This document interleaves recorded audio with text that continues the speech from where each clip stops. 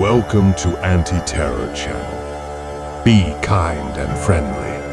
The ancient Chechens are here. Stop being Arab and go back to your own roots.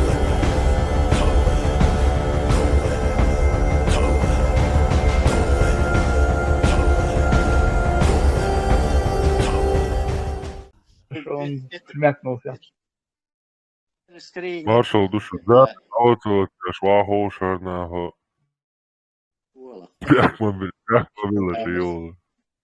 Хаймерс, Машола. Это не расчеты, скорее всего, Маш. техническая какая-то, технические проблемы. Не хватало чего-то западного. Решили на свое заменить, спаять там, где санкции. Эти индусы тоже, кстати, в 2019 году этот Чандраян-2 грабанули тоже. То есть у них уже опыт был.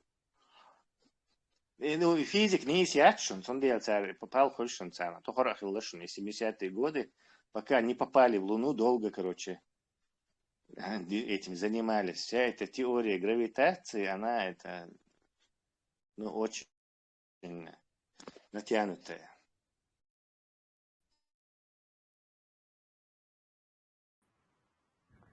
Конечно, наука же тоже религия. Нет, наука это как раз таки критика, а религия это догмы. Ну, например, черные дыры это догма, большой взрыв это догма. Вы верите в это? Так что это, если не религия? И есть обычная наука, там, механика, и инженерия, и хай-тек, практические науки, она опирается на реальное что-то происходящее. А вот есть фундаментальная наука, и среди них есть вообще фундаментальная физика, космология, наука. Да, во. Потому что там есть возможность врать и тащить туда догмы и чьи-то вот эти авторитеты. Там чисто на гипотезах, там нету этой практической доказательной базы яти. Теория струн, квантовой механики, и там сидят они и сочиняют, что хотят, и под это какие-то уравнения придумывают. Изобретение от этого какой-то практической пользы нету. Тесла, по-моему, хопнул и анунакшал тем дикуш.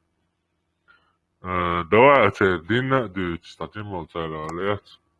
Хайхуга хаос. Я обсудить тайдишвак. Он дальше на сегодняшний день хуш, насколько мне известно, Писание, исток Штыгарю и Персидский заливью на берегу вокруг этого, сега основаться один. Ютонию от них уже, ослабнуть дня, там эти дня, в общем, разбить, акач, уже акатиш, латыга, акател цивилизация, те латантя. Сега Вавилон, потом Вавилон, Ассирия, Иштайан, Качамерия, ее мифологию сейчас. Когда-то давным-давно читал очень интересную книгу про это дело. Свой куздук ходить, я не специалист именно в этой шумерской мифологии или там. Но в этой книге рассказывалось в общих чертах, что вообще и понятия, всякие делушвы, понятие Бог, боги у человечества, оно неспроста появилось. То есть, какой-то прототип хельвеза, какой-то могучий какой-то герой в мифах, у него, может, действительно был какой-то герой, прототип там, если вот у него какой-то прототип, может, был какой-то мощный от природы. Элита. Он да уж, так, Ну, вообще, что у какой-то вещи есть, то, что она просто так не появляется. Был Как такой... был такой катастрофист, Великовский, где-то в 70-е годы он помер, он точно, погуглите, неважно, он был ученый-катастрофист. Его Богдуй, что вот эти понятия, боги, там, вот эти молнищи, всякие, громоносцы, все это из-за человечества, сейчас просто, с Бадуна придумать им дать, он считал. То есть, когда-то в небе происходили какие-то небесные явления, там, плазменные разряды мощные, а с точки зрения не гравитационной теории, а с точки зрения электрической вселенной, это все сходится. То есть, такие вещи должны были тогда происходить, и через какой-то там по историческим меркам повторяются вот такие вещи. Там, например, Сатурн, бац, его захватили, наша система захватила и погасила. То есть это сопровождалось там, Армагеддоном в небе. Так вот, этот Великовский считал, что вот эти древние пещерные люди, которые 40, 50 тысяч, 90 тысяч лет назад, 200 тысяч лет, да, то есть они, наблюдая вот эти явления в космосе, вот эти плазменные разряды там, с Марса там, на Венеру. Венера тоже считается захваченной нашей этой Солнечной системой с какой-то странствующей планетой, кстати. Поэтому особое внимание к ней это в религиях древних. Да, и эти древние люди наблюдали в космосе такие явления, разряды эти, и они начали вот этим вещам поклоняться и изображения делать. И вот этот Великовский, изучая разные культы по разных континентах, которых друг с другом связи нету, например, Южной Америки, Австралии, Центральной Африки, Индокитаи, он там находит вот эти пещеры, Рисунг-Штатс, вот они одинаковые. То есть там вот эти космические явления еще и там наблюдали, значит, и там наблюдали, что это не фантазия этих людей. То есть происходят какие-то космические солнечные системы вокруг галактики Хишена, Ор-250 миллионов лет, или 260, или 240, в общем, плюс-минус. Периодически происходят какие-то такие явления, которые вот эти люди видели. И на этом основывается вот эта гипотеза, что раз мы придумали каких-то богов, там, Зевсы, я не знаю, Осирис, Сет, то это неспроста придумывается, это связано с космологией, с космическим явлением, происходящим на небе, и вот так зарождалось это. Я же говорю, Тесла, к слову, надо вот тут добавить, поставить точку. Я же говорил, что наука – это религия. Так мы и пришли, что и религия рассказывает про космологию, и наука рассказывает про космологию. Это одно и то же и является религией. В это верить, да, как бы это требующее. Вот здесь мы подходим к другой, более интересной вещи. Да, катастрофические и великовские электрические вселенные. Это все интересно, короче. Там на английском много по этому поводу и видеоматериалы есть, и книжек написано про это дело. Но есть еще, скажем так, тоже подвид вот этого. Вот эти все отношения с Дейлуш будет тогда Хилбо, вот с ними вступать в контакт и какие-то подробные эти их биографии, действия. И вот это тоже удивляет. Неужели кто-то там сидел и все это придумывал там во времена древние, скажем, очень древние, и люди в это верили. Тоже это несколько, скажем, не стыкуется, поэтому предполагалось, открыть боле, что, возможно, действительно какие-то инопланетяне прилетали и с ними контачили, и принимали их за богов. Высокоразвитые цивилизации, например, их корабли, если в древнее время прилетит, то они ничем от этих богов не отличаются. В общем-то, и древнегреческий пантеон, Зевси, Аполлоний, Афродитой, Афиной. То есть у них сил ничуть не больше, чем у инопланетян. Я бы даже сказал, что продвинутый инопланетный корабль даже помощнее будет и Зевса, и Аполлона, и всей этой банды божественной. То есть... Тесла, царский список видел, читал? Просвети.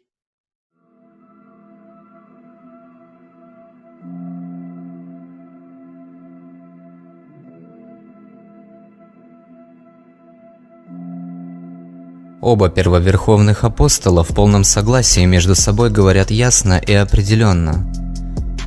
«Всякая душа да будет покорна высшим властям, ибо нет власти не от Бога. Существующие же власти от Бога установлены. Посему противящиеся власти противятся Божию установлению, а противящиеся сами навлекут на себя осуждение». Об этом также говорит и святой апостол Петр.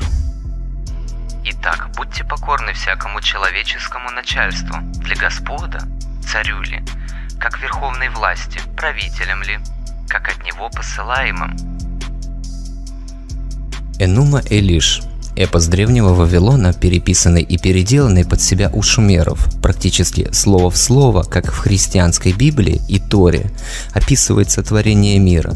Мардук создает небо и землю, отделяя одно от другого, дает дню и ночи по светилу, ну и так далее, вплоть до создания человека.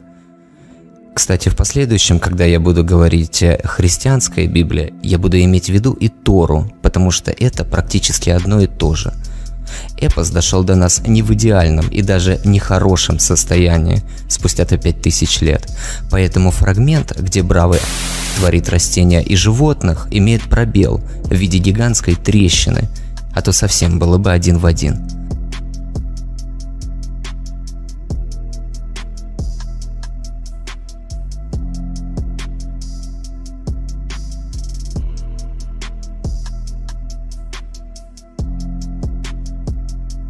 Здесь же у нас и небесная битва из книги Откровения Иоанна Богослова, единственная апокалиптическая книга в каноне Нового Завета, где хорошие ангелочки воюют с плохими, в последующем падшими ангелами, одни на стороне Бога, другие на стороне змея, а после его свержения. Мардук, он же Архангел Михаил, побеждает Тиамат, которая изображает тоже как змея. Там же ее побеждают, и она падает на землю. Кстати, именно из Тиамат Мардук создает небо и землю, разрубив ее на две части, а после уже идет всем известное сотворение мира. Многих интересует в Библии такой персонаж, как Змей-Искуситель, тот, что убалтывает Еву отведать яблоко. Он вроде бы больше нигде не участвует, а персонаж загадочный. Самая частая ассоциация, наверное, у человека, что это дьявол, а также еще несколько версий. Я, пожалуй, с вашего позволения, зачитаю древний вариант полностью и покажу, как примерно выглядят другие мифы в качестве примера. Тем более он короткий. Первый фрагмент. «Уразумел он премудрость и... Его слово было, как слово Анну. Он умудрил его разум, он открыл ему образ миров, мудрость дал он ему, вечной жизни он ему не дал. В эти дни, в эти годы мудрый сын Эреду, Эа его, как межу, создал среди человеков. Мудрый, чего повеления никто не нарушил, хитрый, проворнейший он среди... Светлый, чистый руками, помазанник, чтущий законы, вместе с пекарями хлеб печет он, с пекарями Эреду хлеб печет он. Снедь и воду для Эреду каждый день он готовит, своей чистой рукой столы накрывает, а когда его нет, от стола не вкушает. Лодку он снаряжает, ловит рыбу для Эреду. В это время Адапа, сын Эреду, Эа, ложась и вставая, каждый день отмыкает замки Эреду. С пристани новолуния садится он в лодку, поднимается ветер и влечет его судно, камышевым веслом направляет он судно в открытое море. Второй фрагмент. «Южный ветер к дому владыки меня прогнало, южный ветер, с дороги я тебя уберу, тебе крылья сломаю». Как он устами изрек, ветру крылья сломал он. 7 дней южный ветер не дул в стране, а ну, послу своему Илабрату кричит: «Зачем 7 дней этот ветер не дует в стране?» Его посол Илабрат отвечает владыке: «Адапа, сын Эа, крылья у ветра сломал». Едва это слово услышав Анну, встал он на троне. Закричал он. На помощь! Пусть его приведут. В это время Эа, знающий небо, прикоснулся к нему. Он надел его в траур, дал ему повеление. Адапа, пред Ану, царя, теперь ты пойдешь. Когда до неба ты доберешься, когда подойдешь ты к воротам Ану, в воротах Ану Тамуз и Гиш-Зида стоят. Увидев тебя, они закричат: «Человек, скажи, зачем ты так разубрался? Адапа, зачем ты оделся в траур?» В нашей стране исчезли два бога. Вот почему я так разубрался. Кто эти два бога, что в стране исчезли? Тамуз и Гиш-Зида. Друг на друга взглянут, начнут удивляться. Доброе слово замолвят Ану. В добрый час они Ану тебе покажут. Когда перед Ану стоять ты будешь, хлебы смерти тебе предложат, а ты не ешь. Воду смерти тебе предложат, а ты не пей. Потом одежду тебе предложат, и ты надень. Еще елея тебе предложат, и ты помажься. Моего веления ты не забудь. Слова, что сказал я, держись крепко. Посол от Ану тогда явился. Адапу, что южному ветру крылья сломал, пускай приведут. Дорогою к небу его вели, он поднялся на небо. Когда до неба Адапа поднялся, к воротам Ану, когда подошел он, в воротах Ану Тамуз и Гиш-Зида стоят. Увидали Адапу и закричали. На помощь! Человек, для чего ты так разубрался? Адапа, зачем ты оделся в траур? В нашей стране исчезли два бога. Вот почему я так разубрался. Кто эти два бога, что в стране исчезли? Тамуз и Гиш-Зида. Друг на друга взглянули они, удивились оба. Адапа к Ану царю тогда подошел, увидел его Ану и молвит. Подойди-ка, Адапа. Зачем ты южному ветру крылья сломал? Адапа Ану ответил. Владыка, в доме владыки в пучине моря рыбу удил я. Море как зеркало было, южный ветер подул и меня потопил. В доме владыки нырнул я, в гневе сердца тогда я его ухватил. Он ответил. О нем Тамуз и Гиш-Зида. Доброе слово вещают Ану. Его сердце утихло, его гнев усмирился. Зачем же Эа нечистым людям небо и землю открыл? Дал им мудрое сердце, создал им имя. Что же нам теперь делать? Хлебы жизни ему предложите, пусть он их ест. Хлебы жизни ему предложили. Он их не ест. Воду жизни ему предложите, пусть и запьет. Воду жизни ему предложили, а он не пьет. Потом одежду ему предложили, и он надел. Еще елея ему предложили. Помазался он. Ану взглянул на него, и ему удивился.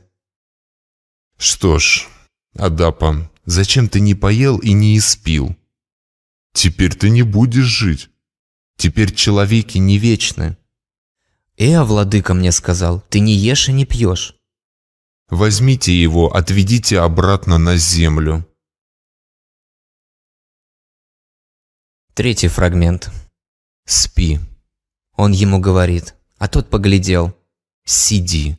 Он ему говорит, а тот приподнялся. Ану деянию Эа весьма удивился. Из богов небес и земли кто сделал бы это? Свое слово, как слово Ану, кто мог бы возвысить? Адапа от края небес до выси небесной глядит и видит весь ужас неба. Ану узрел, что Адапа ему не послушан, что велению Эа оказал предпочтение. Дал ему власть без конца, сделал судьбу его светлой. Пусть услышит Адапа семя людское, тот, что южному ветру крылья сломал, как возвысится к небу, пусть совершится. Беды, что злое людям приносят, болезни, что тело у людей удручают, царица Нинкарак их всех успокоит. Станет оцепенение, и болезнь отойдет. Его лихорадка постигнет, доброго сна не увидит Адапа, радость сердца людского. Конец не сохранился.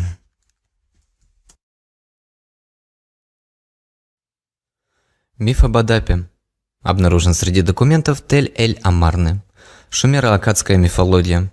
Кстати, он еще был обнаружен в более позднем варианте в Египте.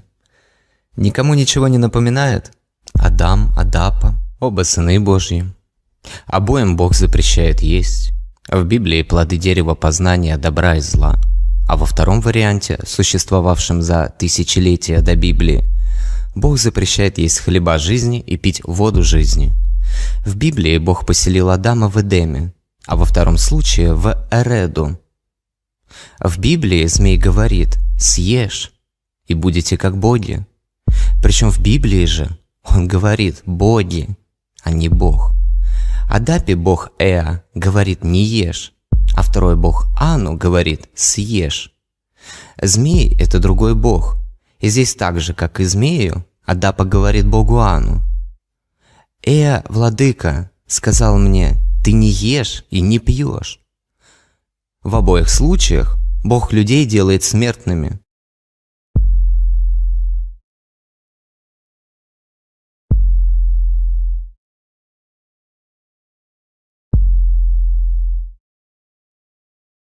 В обоих случаях Бог одевает человека в одежду. В Библии в кожаную, а во второй в траурную. В обоих случаях Бог отправляет наших главных героев на землю.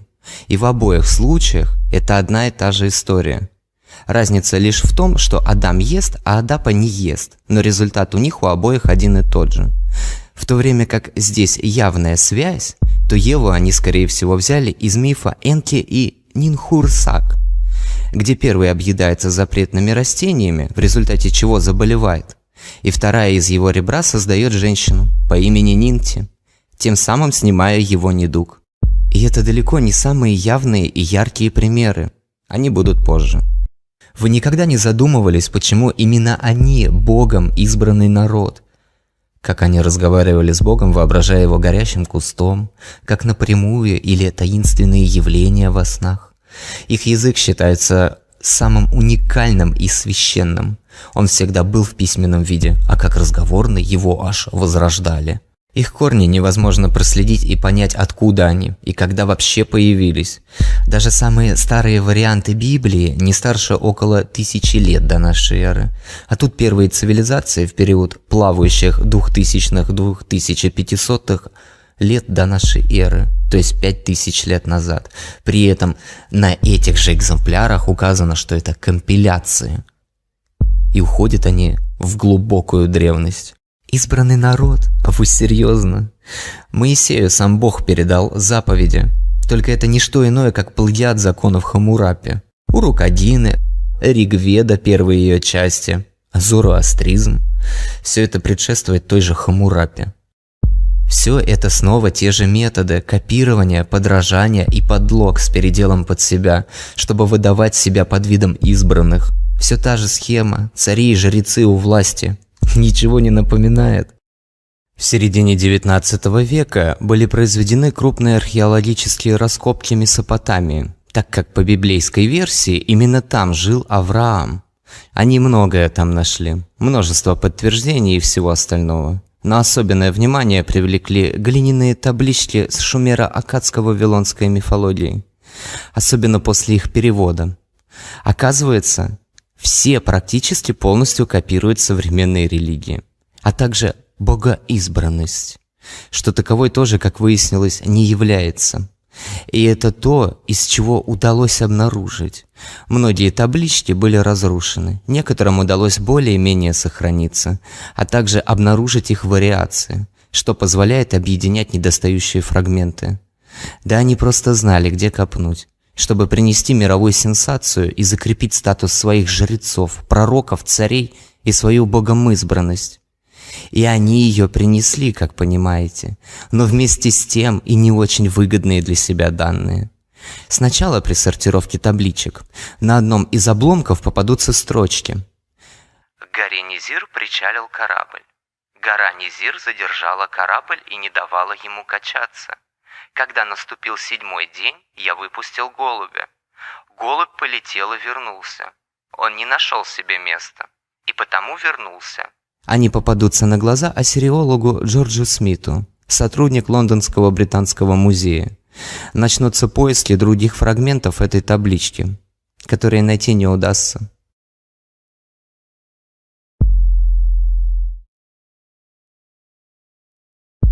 Зато найдутся 2 других экземпляра с этим же текстом, которые не окажутся в этот раз обломками. Это будут полноценные таблички эпоса Гильгамеша, который не только укажет на сходство, компиляции, заимствование и присвоение себе через редактирование и искажение текстов. «И остановился ковчег в 7-м месяце, в 17-й день месяца, на горах Араратских. Вода постоянно убывала до 10-го месяца. В первый день 10-го месяца показались верхи гор. По прошествии 40 дней Ной открыл сделанное им окно ковчега и выпустил ворона, который, вылетев, отлетал и прилетал, пока осушилась земля от воды.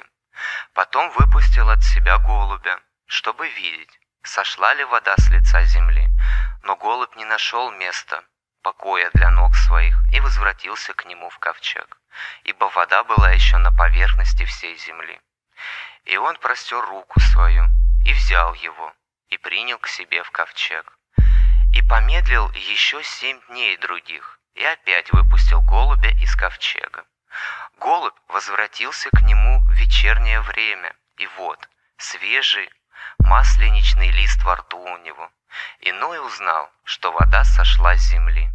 Он помедлил еще 7 дней других и выпустил голубя, и он уже не возвратился к нему.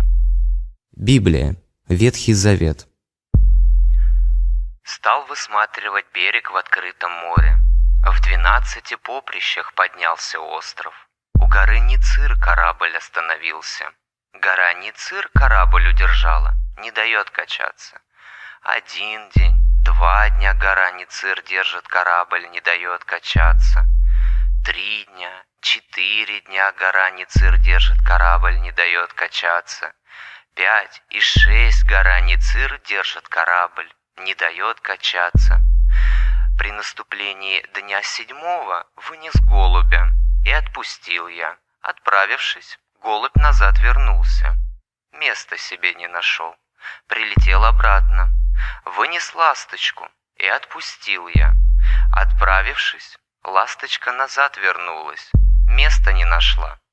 Прилетела обратно. Вынес ворона, и отпустил я. Ворон же, отправившись, спад воды увидел. Не вернулся. Каркает, ест и гадит. О всевидавшем. Эпос о Гильгамеше. И многое другое. Включая разговор Ноя с Богом, постройка ковчега, смола и другие элементы. Таблички со сказанием о Гильгамеше относятся к истории потопа, датируются учеными примерно 3000 до нашей эры. Причем на них имеются пометки о том, что это копии с более древнего оригинала, как я и показывал в прошлой части, компиляции. Табличка с легендой об аккадском царе Саргоне I. 14 век до нашей эры. Зачала меня моя бедная мать, втайне родила меня, положила меня в тростниковую корзину, запечатала меня смолой и отдала меня реке. Тогда подняла меня река, принесла меня к Аки-водоносу. Аки-водонос поднял меня, взял меня в сыновья и воспитал меня. А вот фрагмент уже из Нового Завета. 3 месяца скрывала мать свое дитя, а когда уже это стало невозможно делать, осмолила корзинку, положила в нее своего ребенка и поставила ее в тростник у берега реки. Мать ушла домой, а своей дочери, Мариам, поручила спрятаться на берегу и смотреть, что произойдет с младенцем. Тот, кому Господь судил спасти еврейский народ, не мог погибнуть в водах Нила. В это время на священную реку пришла купаться дочь фараона. Увидев в тростнике корзинку и слыша плач ребенка, она повелела своей рабыне достать ее из воды. Рождение Моисея, великого пророка еврейского народа. Цилиндр с изображением, на котором в центре находилось дерево. По одну сторону его мужская фигура, по другую женская. Сзади женщины извивается поднимающаяся с земли змея. Мужчина и женщина протягивают руки к висящим на дереве плодам. Ничего не напоминает? Опять. Вот только что буквально обсуждали. Адам и Ева. И огромное количество всего остального, что без преувеличения займет энное количество времени, вплоть до плагиата внешнего облика богов на шумерских барельефах. Вот ангелочки. Правда, здесь мужчины побрутальнее, нежели смазливые ангелочки. Ну и этому есть объяснение, а об этом в следующей части. А вот римские папы подражают божеству по имени Оан. И такого без преувеличения очень много. А здесь, например, бог Шамаш передает те самые заветы царю Хаммурапи. Только что, кстати, тоже говорили.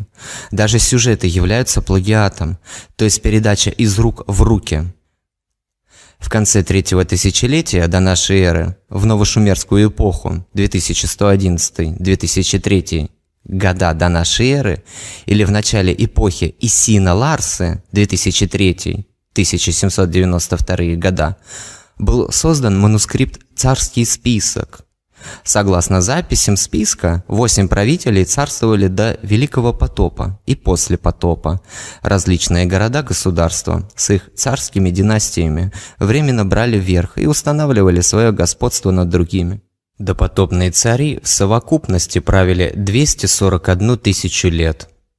Раздел «До потопа». После того, как царство сошло с небес, царство было в Эриду. В Эриду Алулим стал царем. Он правил 28 800 лет. Алалгар правил 36 тысяч лет. 2 короля. Они правили 64 800 лет. Затем Эриду пал, и царство перешло в Бад-Тибир. В Баде-Тибире Эн-Мен-Луана правил в течение 43 200 лет. Эн-Менгалана правил 28 800 лет. Пастух Думузия правил 36 тысяч лет. 3 короля. Они правили 108 тысяч лет.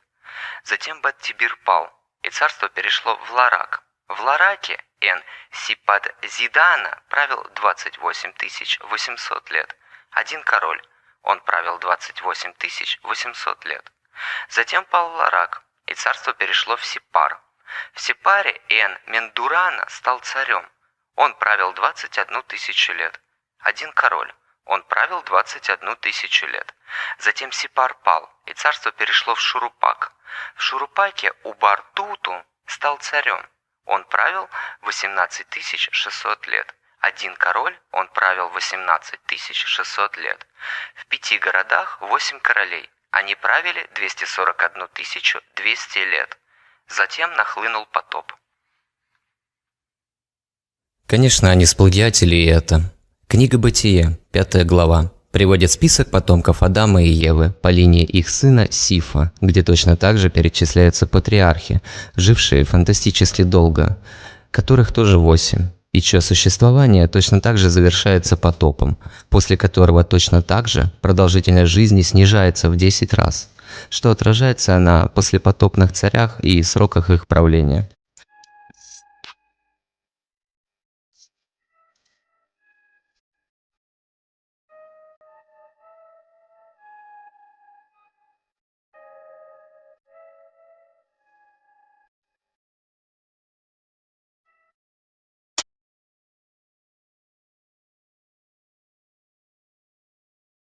Также плагиаты народа, который избрал сам Бог и возвысил над всеми другими, замечены и у египетской цивилизации. Помимо плагиата части культа Амона, богом избранные использовали и древнюю книгу Амен-Ем-Опе, которая практически дословно повторяет ветхозаветную книгу притчей Соломоновых. Преклони ухо, внимай сказанному, обратись, чтобы истолковать это. Полезно закрепить это в твоей голове. Но вреда тому, кто пренебрегает этим. Остерегайся грабить бедняка и проявить силу против слабого. Амен-Ем-Опе. Преклони ухо твое и слушай слова мудрые, и сердце твое обрати к моему знанию, потому что утешительно будет, если ты будешь хранить их в сердце твоем, и они будут также в устах твоих. Не будь грабителем бедного, потому что он беден, и не притесняй несчастного у ворот. Книга притчей Соломоновых. Не братайся со вспыльчивым, не приближайся к нему для разговора. Пусть он не завлечет тебя и не набросит петли на тебя. Амен ем опа. Не дружись с гневливым и не сообщайся с человеком вспыльчивым, чтобы не научиться путям его и не навлечь петли на душу твою. Книга притчей Соломоновых. Ну, это шумерская, это глиняные таблички, табличка найденная, там рассказывается про несколько царей, один из которых первый правил 28 тысяч лет, другой 26 тысяч лет, другой 21 тысяч лет. Там подробно поименно рассказывается. Это Я не знал, чистый... что он называется так. Я не знал, Да, что он так называется, список царей. То есть это можно увидеть в Ветхом Завете, как это оттуда плагиатели. Там рассказывается про иудейских каких-то вот этих царей. Там Адам жил столько-то тысяч лет. То есть оттуда эта вся история про долгожительство семитских пророков. То есть шумерское, это нашли мы в царском списке, там это истоки оттуда. И, кстати, прежде чем продолжить, Тесла, давай уточню я. Шумерскую цивилизацию, вот эти клинописи, про их религию, вот эти глиняные таблички, кихоты, их нашли вот эта группа, которая искала библейские подтверждения, поскольку была легенда, что в Месопотамии зарождалась вот этот Авраам, вот эта цивилизация, согласно Библии. Они искали библейские подтверждения и наткнулись на шумерские вот эти глиняные таблички. Это все перевернуло вообще. Он Ниневию искал, прям по Библии, там, археолог, видите? Да, это вот ирония, да, они искали библейские подтверждения, а наоборот, отрицание вообще, переворачивание всего. На удивление оказалось, Библия, хоть и это сборник мифологии, но меча находится, он почти точно говорилось в этой. Да, полезность мифов, кстати. Ищет, короче, теория, что люди не придумали богов, а просто это осталось от контакта с этими инопланетными какими-то существами. Но у шумеров они фактически являются... Но железных доказательств контакта с инопланетянами нету. Нету.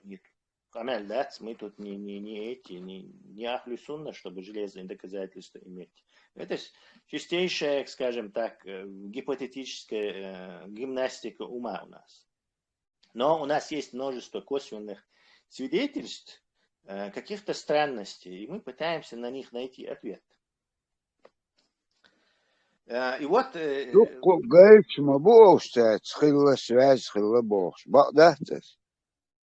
Ну, если мы будем верить шумерам, мы же не знаем, что уже сколько... Sabadeshevo, просто мифологию чду. Валерий, Дик дома бокса это мифологию чду, бок до бош, дич мадацу. Нет, но у нас нет никаких способов пока какие-то это... Мы чисто занимаемся исследованием культуры шумеров. Мы исследуем культуру шумеров, которые утверждают это. То есть way back Бог, что они с инопланетянами, какими-то богами контакт. Это шумеры говорят, и мы можем как бы давать им толику доверия. Они же первые цивилизации мои, которые все вот это придумала, что мы сейчас используем. Бух-буй. Весьма сложные процессы ще. Шумш мои, адмиш придумать, который как-то очень это... И почему... Тесла. Тесла, я тебя перебил, каждый раз забываю и тебе антитеррору сказать. И папирус олышта, ланды папирус. Это трансформировалось с сунгахитера от слова паппер. Понимаешь, я вот думал над этим.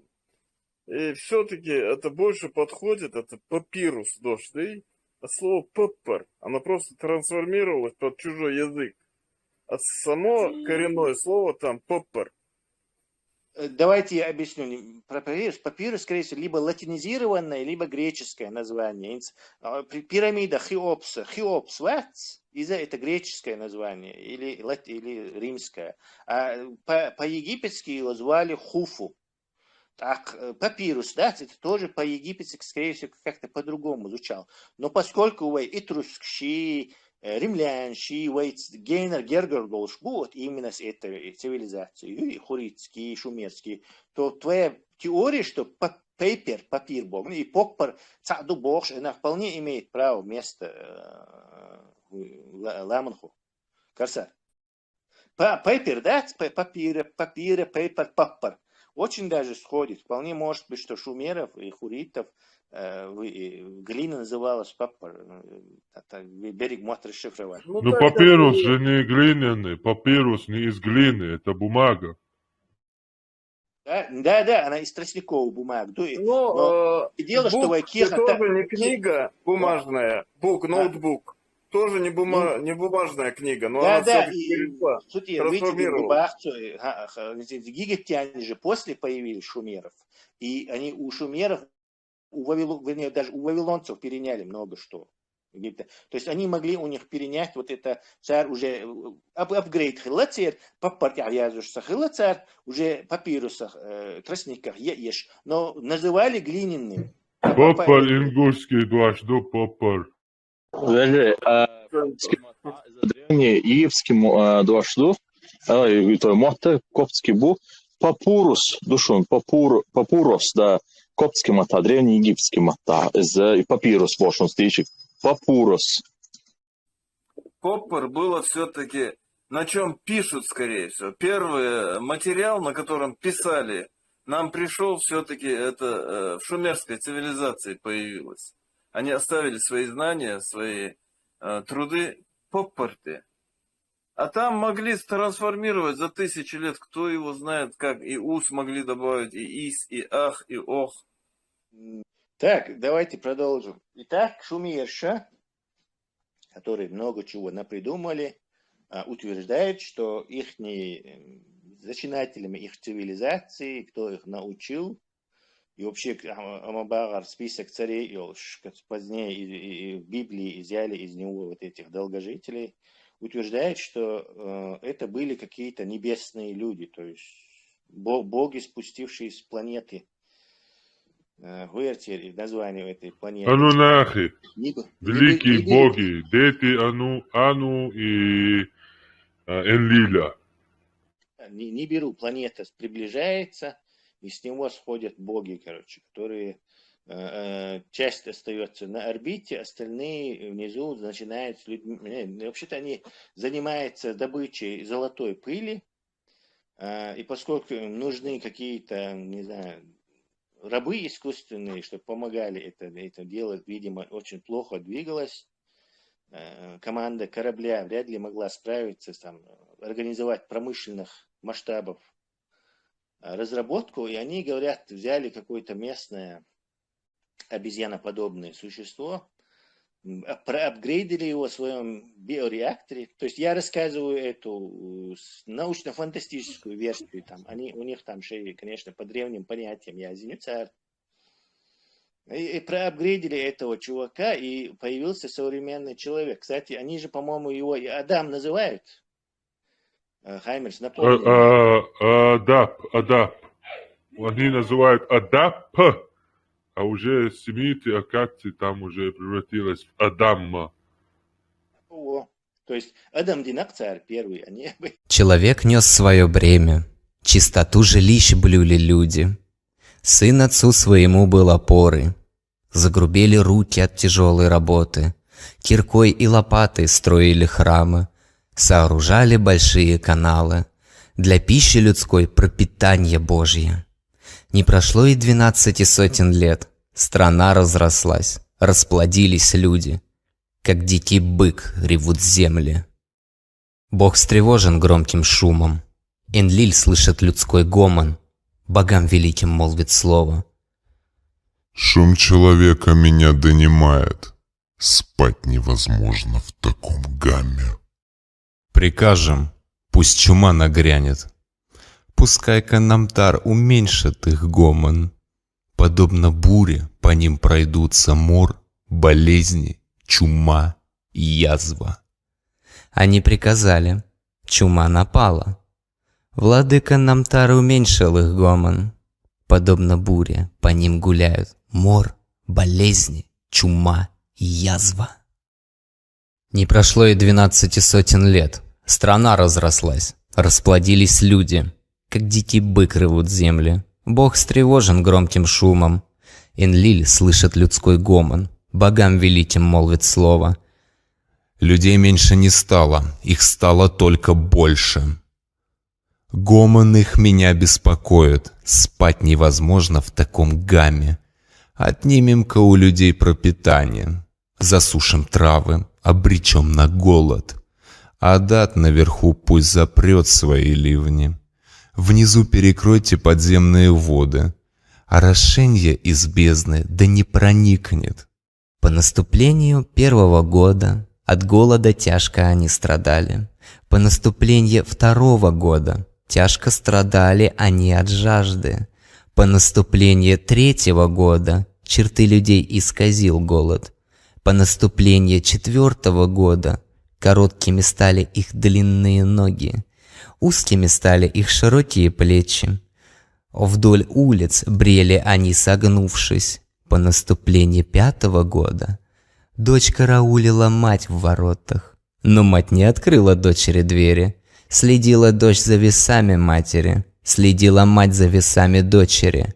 По наступлению шестого года дочерей своих они съели, сыновей употребили в пищу.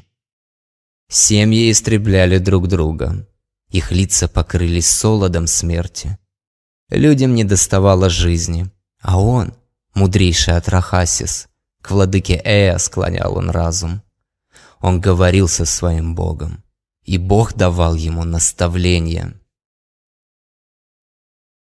Керамика массового производства, речь, письменность, литература, первые поэтические дебаты, гидротехника, системы орошения, первые проектирования, дамба, колесо, колесница, военное ремесло, плуг, первые фермеры, сельские хозяйства, приготовление блюд, целые текстильные фабрики, кирпич массового производства, древесина, металлургия, математика, счет, разделение времени года, геометрия, физика, химия, необычайная для их времени астрономия, крупные города, золото стало самым ценным материалом, тоже у них. И стали эталоном богатства, тоже у них. Первые украшения, обработка камня самой разной сложности, добыча и освоение огня, использование природных стихий, судостроительство, гончарный круг, использование средств гигиены, системы канализации, туалеты, стекло, монеты, зубные протезы, первые операции, компасы и многое-многое другое. Всего просто не перечислить. Все это придумали не мы. И все это в крайне ограниченных условиях. Среди пустынь, глины, палящего солнца, без крова, знаний, засухи и без ресурсов. Мы только улучшили и сделали передовым их успехи. Пришли на тепленькое и готовенькое. В комфортных условиях. Мы дополнили. Мы по-прежнему пользуемся всем тем, что не принадлежит к нашей эпохе. Это по-прежнему все те же компиляции и заимствования. Это все то, что чудесным образом к нам просто просочилось. Наука – это такая же религия, только современная. Религия нового мира. У нее также есть свои апостолы, ученики, учителя, даже пророки, священные писания, свод правил и тому подобное. Наука и религии – это два разных крыла одной птицы. Даже трактаты порой пишутся одинаковым почерком, который несложно узнать, по которым ваши же ученые учатся сами, и их учат, что вам говорить, как изучать и все остальное. Для того, чтобы наука не являлась религией, она не должна быть основана на вере. Сейчас любые теории, гипотезы и предположения, сказанные авторитетным лицом, воспринимаются как истина. Сейчас ученые точно знают, что в недрах Земли находится внешнее и внутреннее ядро, которое создает электромагнитное поле планеты. При этом никто и никогда не копал глубже 12 километров. Сейчас ученые знают расстояние, массу, расположение, циклы и многое другое чуть ли не досконально о самых далеких от нас планетах и звезд. И все это основано на теории гравитации. Однако теория по сей день остается теорией и никогда ни кем-либо не была доказана. А также поведение движения планет по эллиптической орбите вокруг своих солнц, которое является прямым парадоксом теории гравитации, ибо не существует никакого регулирующего воздействия, когда более массивный объект точно знает, когда нужно ослабить или усилить собственную гравитацию, чтобы отдалить или приблизить к себе менее массивный объект. При этом такой разумный механизм должен чудесным образом распространяться на все окружающие его планеты с разными параметрами и значениями. Они точно знают, как 14 миллиардов лет назад произошел большой взрыв, который породил целую Вселенную, и эта модель является официально общепринятой. Им известно, как появилась суша, на ней реки, горы и весь окружающий мир, но все это невозможно проверить. И таких примеров небывалое множество, а чтобы разоблачить любого веруна в лице адепта данной религии, который прикрывается а-ля истиной в последней инстанции, просто попросите его объяснить ту или иную концепцию своими словами. Так как именно это является показателем знания, а не механическое повторение слов, сказанных ранее кем-либо. После попросите предоставить яркий пример, который докажет сказанное. Но поскольку в 90% случаев верующие посыпятся еще на первом запросе, а остальные не смогут продемонстрировать доказывающий пример в том или ином случае, либо опровергнуть противоречащий встречный факт, то это религия. Другие же вцепятся в технологии, бормоча: вы используете телефоны и компьютеры, которые дала вам наука, перемещаетесь на машинах, живете в городах, используете электричество, путешествуете по миру на самолетах, которые вам тоже дали ученые и наука. И при этом ты называешь все это религией? Да, потому что у науки нет цели, чтобы вы умнели. Это легко доказать теми же компьютерами, телефонами, самолетами и так далее. Они предназначены для комфорта, а не поиска истины. И в то же время, независимо от того, ученый вы или обычный верующий, а также говорящая голова в лице популяризатора или человек, ведущий научпоп-контент, слепо верующие в слова авторитетов и просто их повторяют как по методичке, то наука – это самая настоящая религия. Ну, наверное, социум, основанный на методе проб и ошибок, сформирован нами. Нами, высокоразвитыми и культурными людьми. Это же 21 век, не то что эти тупые древние. Документ, представляющий договор между Нарам-Сином, правителем Аккада, и Китой, принцем Авана, Элам, Шушан, Сузы, 2250 года до нашей эры, древнейший, дошедший до нас подлинник, письменный международный договор. Социальный строй тоже мы создали, как результат нашего превосходства в развитии. Нераспечатанная клинописная табличка в глиняном конверте из кальху. Нимрут. Новоассирийский период, 7 век до нашей эры. Текст гласит, что некий Шамаш-Шар-Ушур оставляет деньги на хранение некому Курди-Нергалу. Через 6 лет их следует вернуть в присутствии 6 свидетелей. И прошу заметить, что без процентов. С обратной стороны договора стоят 2 печати в качестве подтверждения и согласия лиц, как роспись. Если кто-то пытался переписать договор, то вскрывался конверт, чтобы проверить идентичность копии договора, написанного на внутренней стороне. Кстати, за такое несли наказание. Первые законы и суды тоже были у первых цивилизаций. План дома 5000 лет назад. Вот такая табличка золотой бороды от Бара-Ирнум, царицы Умы, с благодарственной надписью, посвященной богу-покровителю Умы-Шара, в благодарность за сохранение жизни правительницы. Первая династия Умы, 2500-2400 года до нашей эры. В тексте говорится то же самое, что и в описании. Она дарит эту бороду, сообщает об этом. Социальные реформы, суды, кредиты, купли-продажа, законы и вообще весь социальный строй тоже не является результатом нашей высокоразвитости. Та же схема – компиляции, плагиаты, заимствования. Атрахасис молился своему богу, приношение к ногам его ставил. Каждый день он горестно плакал, вместе с зарей приносил ему жертвы. Он заклинал бога в молитвах, он ждал знамения в сновидении. Он заклинал Энки в молитвах, искал знамения в сновидениях. Он приходил к храму Бога, пред храмом Бога сидел и плакал, пред алтарем ему жертвы ставил, пред храмом Бога сидел и плакал. Когда река была пустынна, ночь спокойна, близилось утро, он глядел на реку, узреть он жаждал, на берегах потока воззвал он к Богу. «Да возьмет поток меня, да река схватит, да поставит пред моим Богом, пред Богом Энки меня поставят, да увижу Энки в своем сновиденье, я в ночи да узрю сновиденье». С тех пор, как он приходил к потоку, к реке обратясь, сидел и плакал, пред потоком сидел и плакал, на берегу реки молился. Капс устремился своей душою, услышал Энки его молитвы, своим лахму и лахаму молвит: «Человек, что в мольбах на берегах моих плачет, ныне возьмите его, приведите, ступайте, приказ мой исполните ныне». Энлиль на богов исполнился гневом. «Все мы, великие все как один, решили вместе. Ану и Адат охраняют небо, я охраняю средину, землю.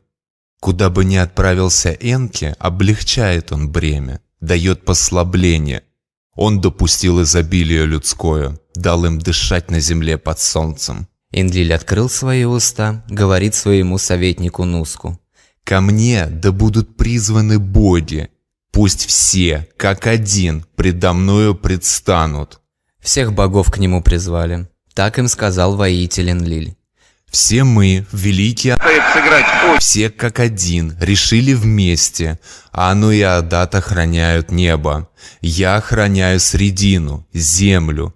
Всюду, куда бы ни ступил ты облегчаешь бремя, даешь послабление. Ты допустил процветание людское, дал им дышать на земле под солнцем». Ваши корзины дала человеку, вы получили крик человека, вы Бога повергли и его разум, вы насытились. Вы устанавливаете судьбы, да возвратит она. Энки государь нас свяжет общую клятвой. Энки уста свои открыл, так говорит богам, своим братьям: «Зачем вы хотите связать меня клятвой?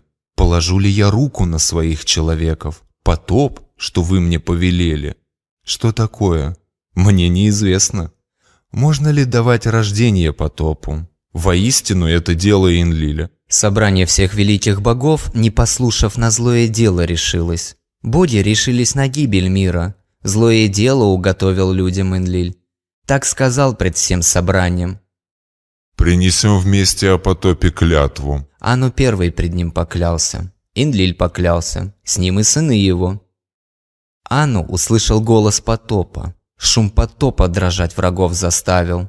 Энки, ему помутнились мысли, когда сыны его пред ним поверглись.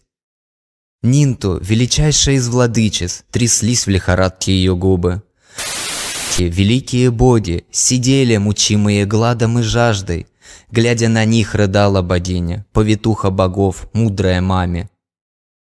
Да померкнет день тот, во мрак да вернется. Как могла я вместе со всеми богами в совете решиться на гибель мира? Насытился Энлиль постыдным приказом. Подобно Тируру он поднял мерзость. И я, ныне по собственной воле, над собою слышу их вопли. Надо мной, словно мухи, рожденные мною. Я же ныне, как в доме плача, в пустоте раздаются мои вопли. Мне ли карабкаться на небо? Мне, что жила в доме сокровищ. Где же был Ану и его мудрость, когда боги, сыны его, речам его вняли? Что, не подумав, потоп устроил, приговорил людей к истреблению. Корабль, увидев воитель Энлиль, гневом восполнился против игигов. «Все мы, великие, Каждый год все как один, клялись вместе. Как ускользнула душа живая, и человек уцелел в разрушении». Ану уста свои открыл, так говорит он воителю Энлилю: «Кто, как не Энки, сотворил такое? Я же не разглашал приказа». Энки уста свои открыл и молвит, так говорит богам великим: Воистину, дело мое пред вами. За спасение жизни я в ответе. Где же, боги, был ваш рассудок, что, не подумав, на потоп решились? Сердце свое успокоил ты, Энлиль? Смягчил ли ты свою ярость ныне? Виновный да примет свое наказание, и тот, кто слова твои уничтожил. Собрание богов решило. Установили. Я же облегчил мое сердце. Ану уста свои открыл, так обращается к князю Энке. Давай, позови праматерь Нинту. Ты и она совет держите. Энке уста свои открыл, так говорит праматери Нинту. Ты, праматерь, творящая судьбы, создай сторожи рождения людям. Да будет отныне иное людям. Одни рождают, другие не будут. Да живет средь людей пошиту демон. Да вырвет младенца с колен роженицы. Жрецам Укбапту и Гициту Энту да будет запретом. Да прервут рождение. Как мы потоп сотворили, но человек уцелел в разрушении. Ты, советник богов великий, твоим велением я создал битву, во славу твою хвалебную песню.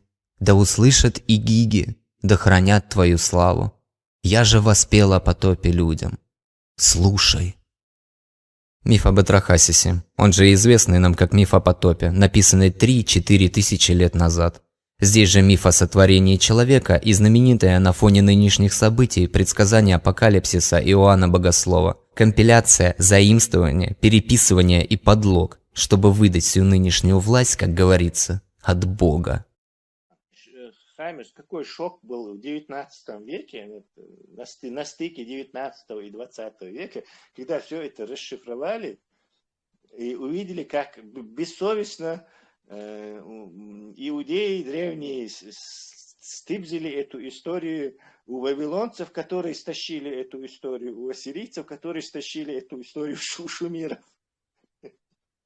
Причем каждый раз она как бы это понемногу менялась, добавлялось, короче, укорачивалось, какие-то эти придумывались, но основа это шумерская, короче. Явно что-то было, короче, какой-то контакт с кем-то. Дальше, древние мабуи, там 6 тысяч лет они, Хаймерс. Ну, 3000 лет до нашей эры, это уже 5000 лет как минимум. Но это официальные источники, но думаю, тоже. Они занизили сильно это дело. Дело в том, что... Да.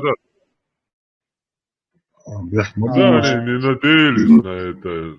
И Карелия вообще шок могла, они потопали. А Карина Гяс, она их в шок вергла вообще.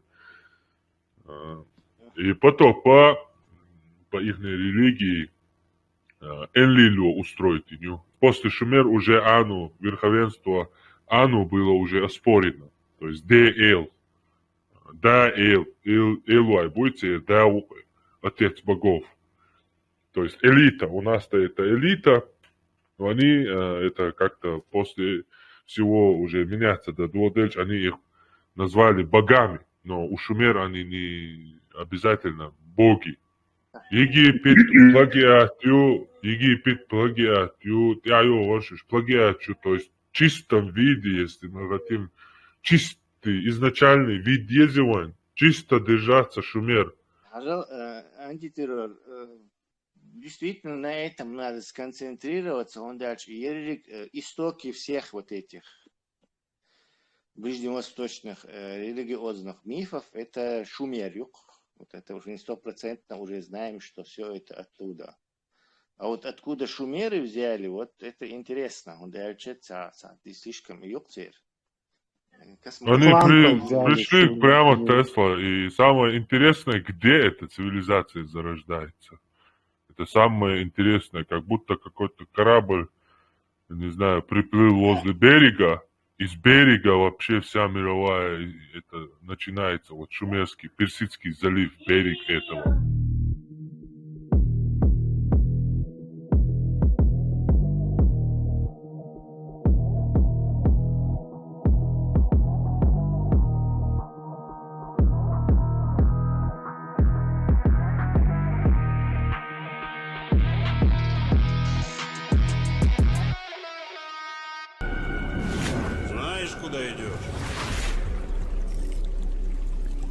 Но указатель все. Вот то ж и прут по указателям, не зная дорог.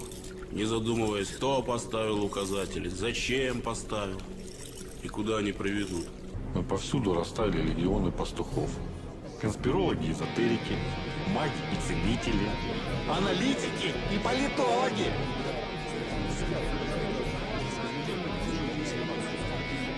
Каждый из них работает, не покладая рук, придумывая новую правду. Все для вас, все ради вас. Выбирай, кем хочешь быть обманут. Практически во всех мифах сотворения мира мы имеем аналогичную картину. Первозданный хаос, из которого произойдет сотворение Земли и всего космоса, распределение порядка, конец хаоса. Мировой океан, стихия и заполняемая стихией некое пространство в олицетворяющих формах, первичное состояние. Суша, окруженная этим самым мировым океаном. Небо, которое представляет из себя верхнее море. Некий герой, который побеждает зло, в лице обычно дракона или змея, либо великана, иногда это какой-либо зверь. Те же самые концепции мы имеем и сейчас.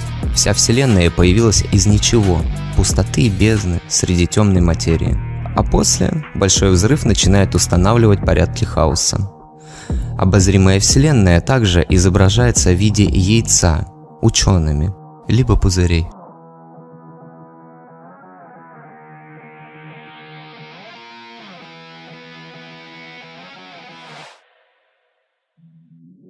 Первичный океан – водная оболочка Земли, образовавшаяся в результате охлаждения планеты ниже 100 градусов Цельсия и начавшейся конденсацией водяных паров. На Землю полились горячие ливни и образовались большие водоемы. В атмосфере происходили частые грозы, на поверхность Земли. Все одно и то же, потому что это тоже компиляция, которые дошли до нас в таком виде, в укладе религии современников, названной наукой. А вы думали, они такие потрясающие теоретики, что аж определили события за миллиарды лет до нас? Это обычные компиляции. Есть еще сомнение, что фундаментальная наука – это современная религия. Это точно такие же мифы, в которые верят подобающее большинство, имеющие абсолютное сходство с древними источниками, но иную интерпретацию. Человек вообще ничего не способен придумать абсолютно нового. Так уж устроен наш мозг. Мы можем лишь редактировать из уже полученной информации. Простой тест. Придумайте абсолютно новый цвет. Не серо-буро какой-нибудь или пурпурный. Это редакторы, а абсолютно новый.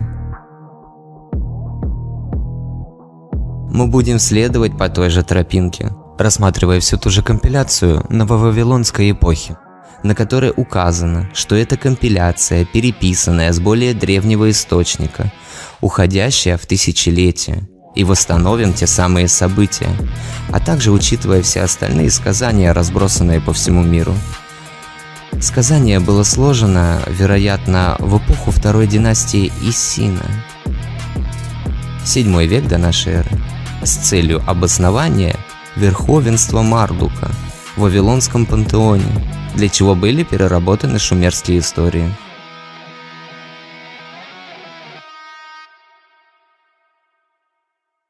Когда вверху не названо небо, а суша внизу была безымянна, Апсу первородный, всесотворитель, праматерь Тиамат, что все породила, воды свои воедино мешали.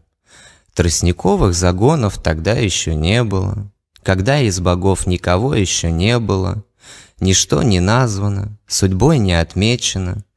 Тогда в недрах зародились боги, явились Лахму и Лахаму, и именем названы были. И пока они росли и мужали, тогда родились Аншар и Китар. Они дни копили, множили годы, и наследник их, Ану, отцам своим равный. Ану первенца Аншар себе уподобил. Нудимуда сотворил по своему подобию Ану. Нудимуд, отцами рожденный своими. Он разумом светил, многомудр и всесилен. Аншара, деда его, превзошел он премного. Меж богов, сородичей, нет ему равных. Толпой собираются сородичи боги, тревожат Тиамат, снуют, суетятся, чрево Тиамата не колеблют, буйным гамом в верхних покоях. В Апсу не утихает их гомон, но спокойно безмолвствует Тиамат, хотя тягостны ей их повадки, недобры их пути, она же щадит их. Апсу, великих богов творитель, кличет Муму, советника, так ему молвит: «Советник мой Муму, веселящий мне печень, давай пойдем-ка с тобой к Тиамат». И они пошли, пред Тиамат воссели, о богах, своих первенцах думали думу.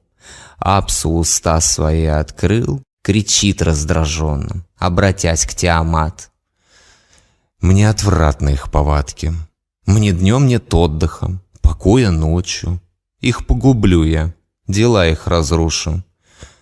Да утихнут звуки, во сне да пребудем». Едва такое услышав Тиамат, взъярилась, накинулась на супруга, злобой уполнилось все ее чрево. Как порождение свое уничтожим? Пусть дурны их пути, дружелюбно помедлим. Тут Муму к Апсу обратился с советом. Недобр и не ласков совет был Муму. «Уничтожь, Отец мой, их злые повадки. Будут дни твои мирны, будут ночи покойны».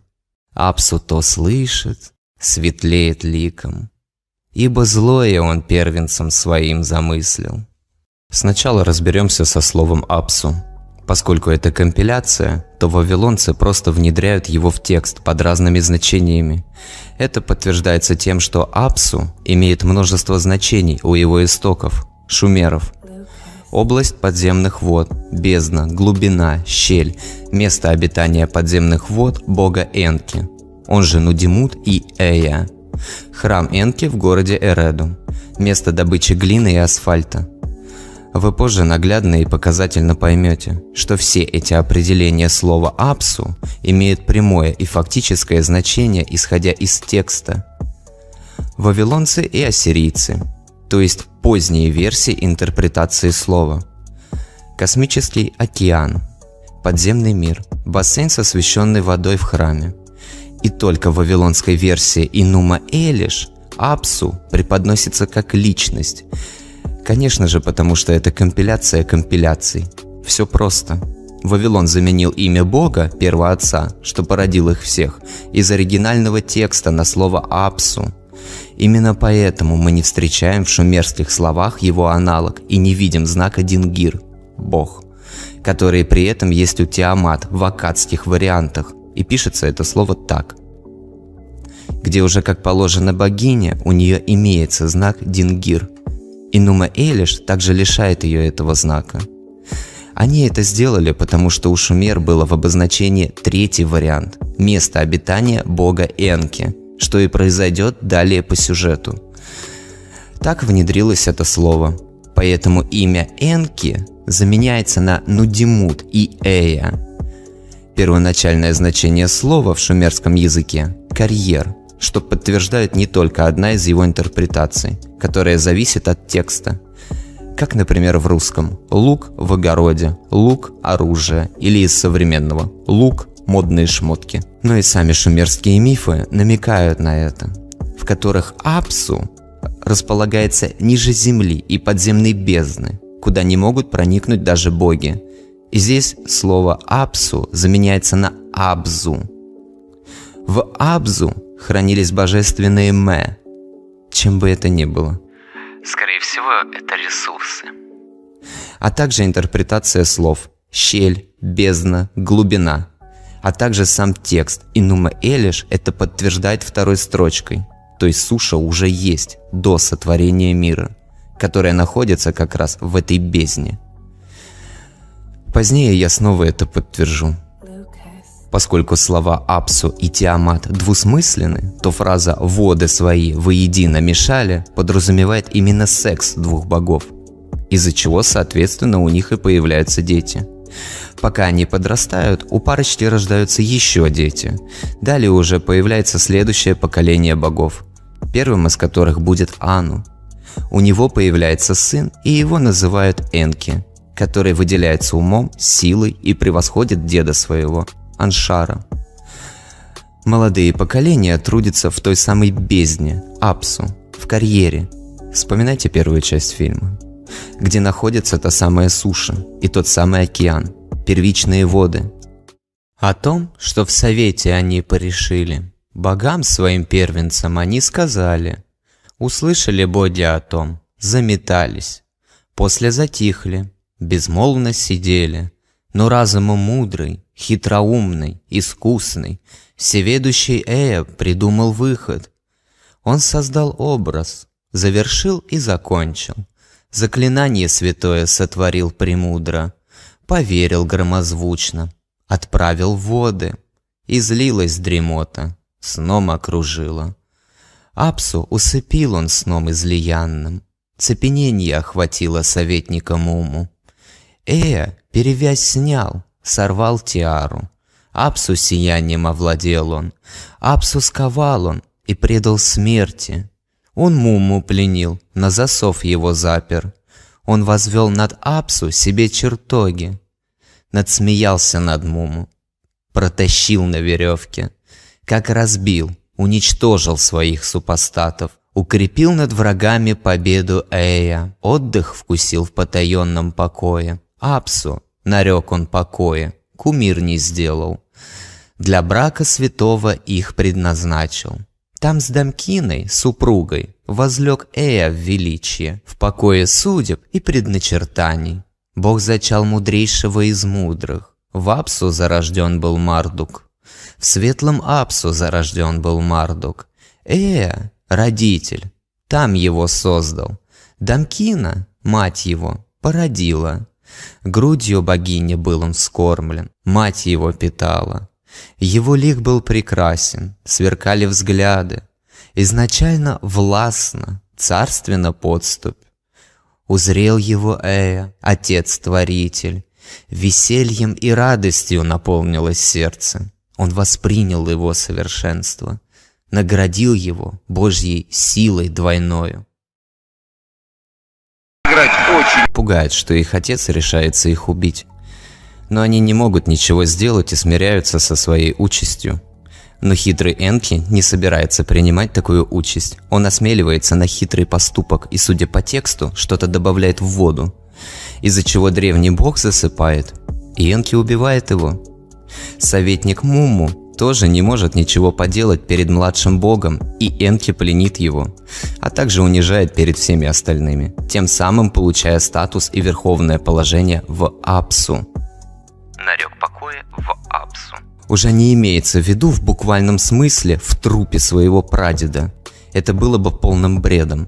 А в карьере, в той самой бездне, на той самой земле, которая существует до сотворения мира.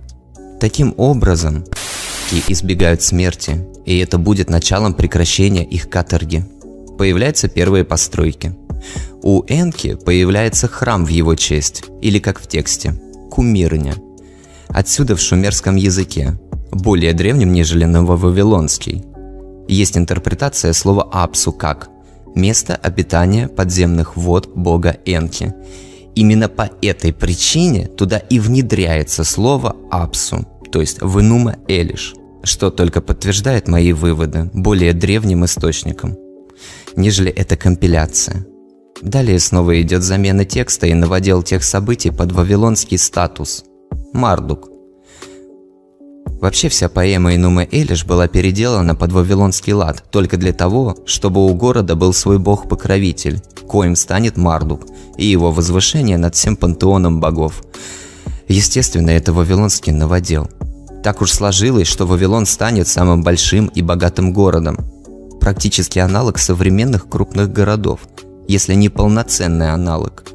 Самым техническим и архитектурным. Такому городу необходим и подобающий бог. Самый большой и самый сильный. На самом деле не у Энки появится сын, а у его отца, Ану, которого назовут Энлиль. Он же и будет в дальнейшем фигурировать как хозяин земли. Он же получит власть над всеми богами, он же бог ветра, и именно ему, Ану, подарит оружие, 4 ветра. И тексты тоже это подтвердят. И более древние тексты это тоже подтвердят. Далее в тексте идет описание Мардука-Энлиля, и описывается он как чудовище, что тоже, конечно же, наводил, чтобы подчеркнуть его страшный образ на фоне других богов. Я это намеренно пропускаю. «Породил Ану 4 ветра, вложил ему в руки подарок сыночку. Он сотворил ураганы и вихри, он топи создал, что гнетут Тиамат. Днем и ночью томится, метясь Тиамат. Тяжко богам, нет покоя от ветров. Зло задумали своим чревом. Тиамат про матери, так они молвят. Как Апсу любимого твоего убивали, не пришла ты на помощь, сидела молча. 4 вихря ужасных сотворил Ану, твое чрево трясется, и мы бессонны. Апсу твой любимый допадет на сердце, и Муму пленной. Одна ж ты осталась. Не ты ль наша матерь, и мечешься в страхе? Нас, что так маются, нас ты не любишь. В бессоннице высохли наши очи. Сбрось ярмо, и покой получим. Сразись, отомсти за Апсу и Муму. Порази врагов, преврати их в тени. Услыхала Тиамат ей любой речи. Благо совет ваш, ураган поднимем, уничтожим богов в разгаре битвы. Они вокруг Тиамат столпились, днем и ночью, взбешенные, помышляют о мести. Львы рычащие, они готовятся к бою, держат совет, дабы устроить битву. Матерь Хубур, что все сотворяет, неотвратимое множит оружие, исполинских делает змеев, остры их зубы, их клыки беспощадны. Она ядом, как кровью их тела напитала, в ужас драконов свирепых одела, окружила нимбами, к богам приравняла. Увидевши их, падет без силы, если в битву пойдут, то уже не отступят. Других богов, чуть позже объясню, что за другие боги и почему, беспокоит поражение и страх их матери, а также оружие, создавшее Аном, и они подначивают Тиамат отомстить за их папку. А та и так обделалась после убийства ее супруга, но насмешки и упреки ее детей провоцируют ее, и начинается подготовка к битве. Матерь Хубур упоминается в тексте. Это шумерский термин, означающий река, водоток или преисподняя. То есть из некой реки, из ее глубин выходят эти самые чудовища, которых направят в бой, что в целом лично мне кажется логичным. Из богов своих первенцев, что совет составляли, Кингу избрала, вознесла надо всеми, главном совете, с оружием битвы скликающим к бою, распределителем добычи, всех отдала под власть его, на престол посадила. Надо всеми в совете тебя вознесла я, все божьи решения в твою руку вложила. Всех ты превыше, супруг мой единый, над прашками вознесу твое имя. Таблицы судеб ему вручила, на груди его укрепила. Лишь твои неизменны приказы, уст твоих нерушимо слово. Ныне, как Кингу взнесен, дали сан ему Ану. Средь богов, сынов его, судьбу он судит. Твоих уст речения да исторгнут пламя, яд, что собрали мы, вражью мощь да погубит. Далее Энки предлагает отправить на переговоры с Тиамат своего отца, но у того ничего не выходит. Младшие боги в растерянности. Энки тоже отказывается вступить в бой с Тиамат. Тогда Аншар, тот что дед Энки, вспоминает про Мардука-Энлиля и предлагает его кандидатуру на бой против Тиамат. Мардук соглашается, но выдвигает условия. В случае победы он получает первенство среди всех богов. Если я мстителем за вас стану, чтоб Тиамат осилить и спасти ваши жизни, Соберите совет, возвысьте мой жребий. В общукине радостно все вместе воссядьте. Мое слово, как ваше, да решает судьбы. Неизменным да будет все то, что создам я, и никто приказ моих уст не отменит. Далее идет описание подготовки к бою. Я перейду сразу к битве. Тиамат взбешенный, так он ей крикнул: «Что ты для виду добро предлагаешь, а сердцем злобным измышляешь сражение? Кричали сыны, отцы их презрели, а ты, их праматерь, ненавидишь милость. В полюбовнике Кингу ты избрала, в Сан-Ану ввела, ему недолжный. Владыке богов Аншару ты уготовила злое, и богам, отцам моим, ты также зло замышляешь. Да будут войска твои готовы, да будет поднято оружие. Становись, ты и я сойдемся в сражение». Когда это услыхала Тиамат, в мыслях помутилась, потеряла рассудок. Взревела, вверх взвиваясь Тиамат. От подножья до верха сотряслась ее туша. Чары швыряет, заклинания бормочет, а боги к сражению оружие точат. Друг на друга пошли Тиамат и Мардук. Из богов он мудрейший. Ринулись в битву, сошлись в сражение. Сеть владыка раскинул, сетью ее опутал. Злой вихрь, что был позади, он пустил пред собою. Пасть Тиамат раскрыта, поглотить его хочет. Он вогнал в нее вихрь, сомкнуть губы она не может. Ей буйные ветры заполонили чрево. Ее тело раздулось, ее пасть раскрылась. Он пустил стрелу и рассек ей чрево. Он нутро ей взрезал, завладел ее сердцем. Ее он осилил, ей жизнь оборвал он. Труп ее бросил, на него наступил он. Как убил он предводительницу Тиамат, рассеялось войско ее, разбежались отряды. А боги-соратники, что с ней выступали, от страха дрожа назад повернули, убежали, жизни свои спасая, но в кольце оказались, ускользнуть не сумели.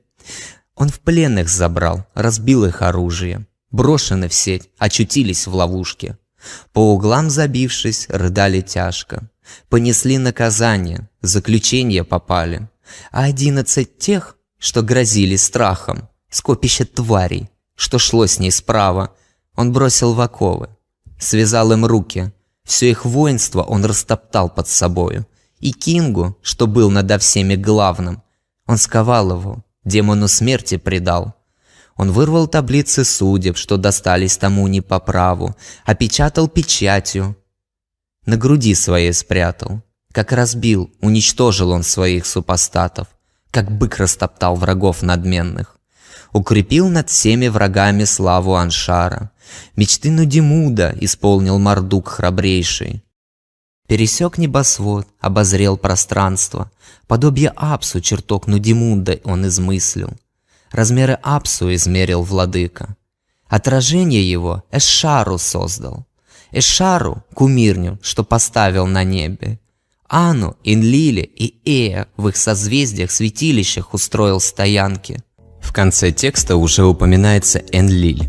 Это опять же сделал Вавилон, чтобы подчеркнуть силу новоиспеченного Мардука. Но это один и тот же персонаж.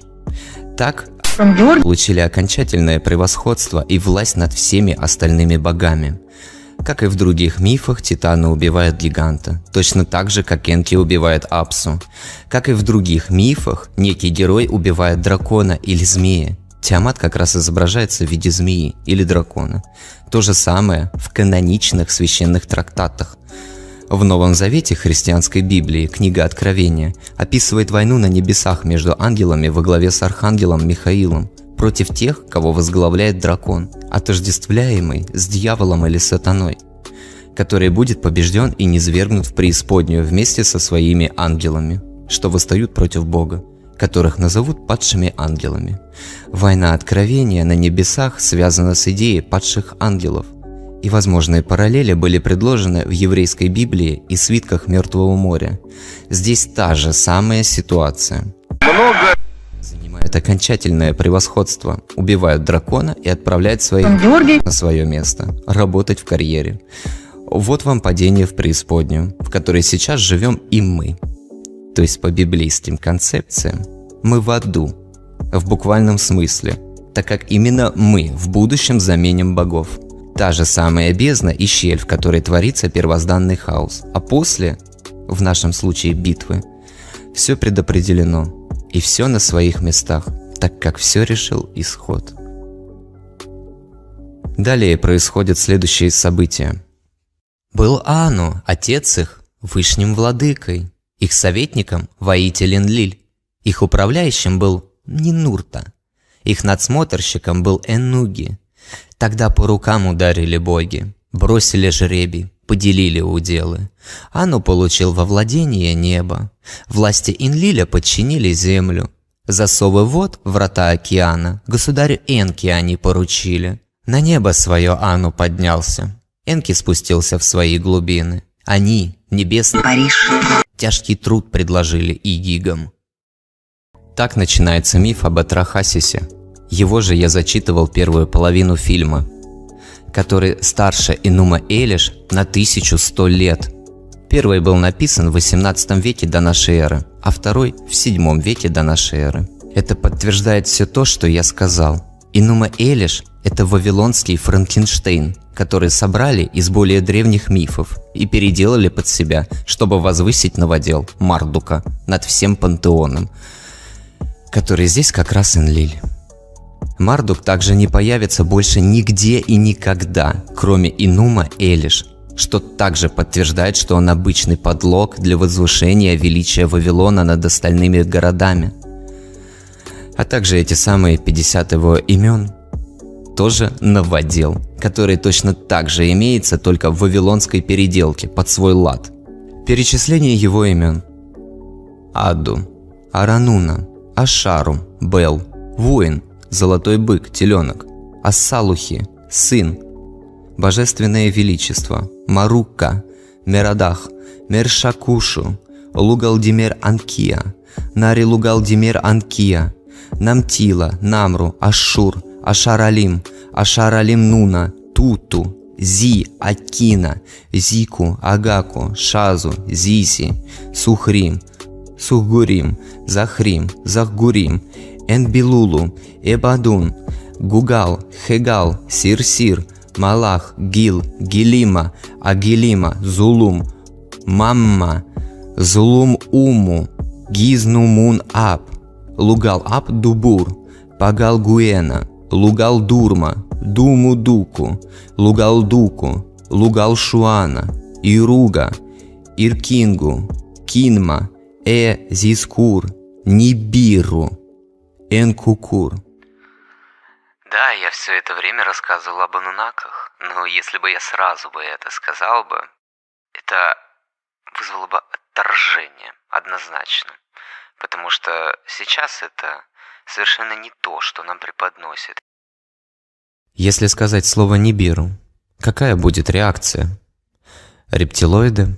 Или просто инопланетяне, что прилетели сюда за золотом, потому что оно им якобы нужно для восстановления атмосферы на родной планете Нибиру, что прилетает сюда раз в 3600 лет. Нибиру или Ниберу с шумерского, место пересечения, переправа, центр. Это может быть что угодно на небе. На данный момент существует множество версий. Известно только, что Нибиру наблюдалось всегда, а не прилетело сюда из далекого космоса. Само слово «Нибиру» встречается чуть ли не единожды. Например, в том же произведении «Энума Элиш». И не встречается никогда вместе с предложением со словом «Анунаки». И нигде нет таких предложений, как Анунаки прилетели с планеты Нибиру. А также нет и Нибиру вращается по эллиптической орбите вокруг Солнца и приближается к Земле раз в 3600 лет. В списке наблюдаемых звезд и планет Нибиру также нет в списке. Она вовсе указывается отдельно от небесных тел. Также информация о том, что они прилетели сюда для добычи золота, так как атмосфера их планеты повреждена и тому подобное, не существует и не существовало. Это полнейшая чушь, потому что этого банально нет. Можете сами проверить. Помимо всего перечисленного, что уже доказывает несостоятельность инопланетной версии, слово «нибиру» крайне редкое и практически неиспользуемое.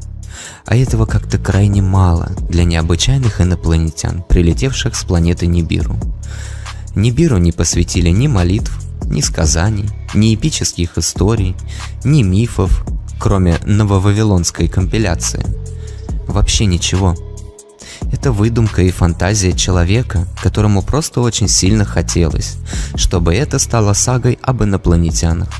Но сами тексты доказывают абсолютно противоположное, и это может проверить каждый, в том числе и тот, кто также хочет, чтобы это являлось тем, чем в реальности не является.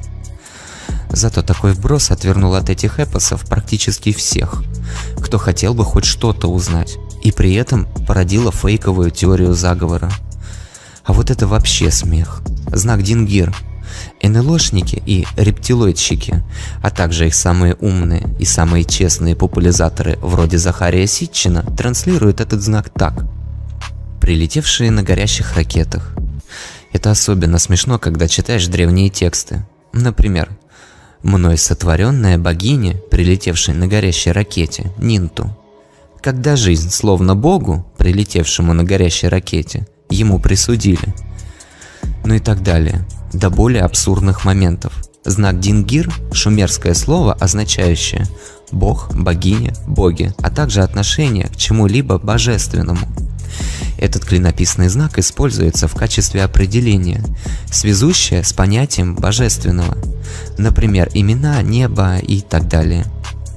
В случае, связанных с понятием божественного происхождения, то есть уточнения, в этом случае знак не произносится и прописывается как надстрочный индекс.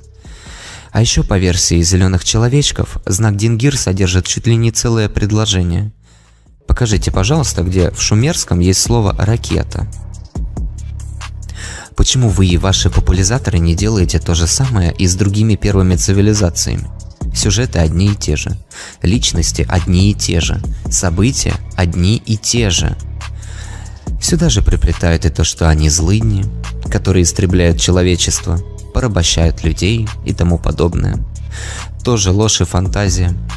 Зачем вообще истреблять то, что сам же создал, человека?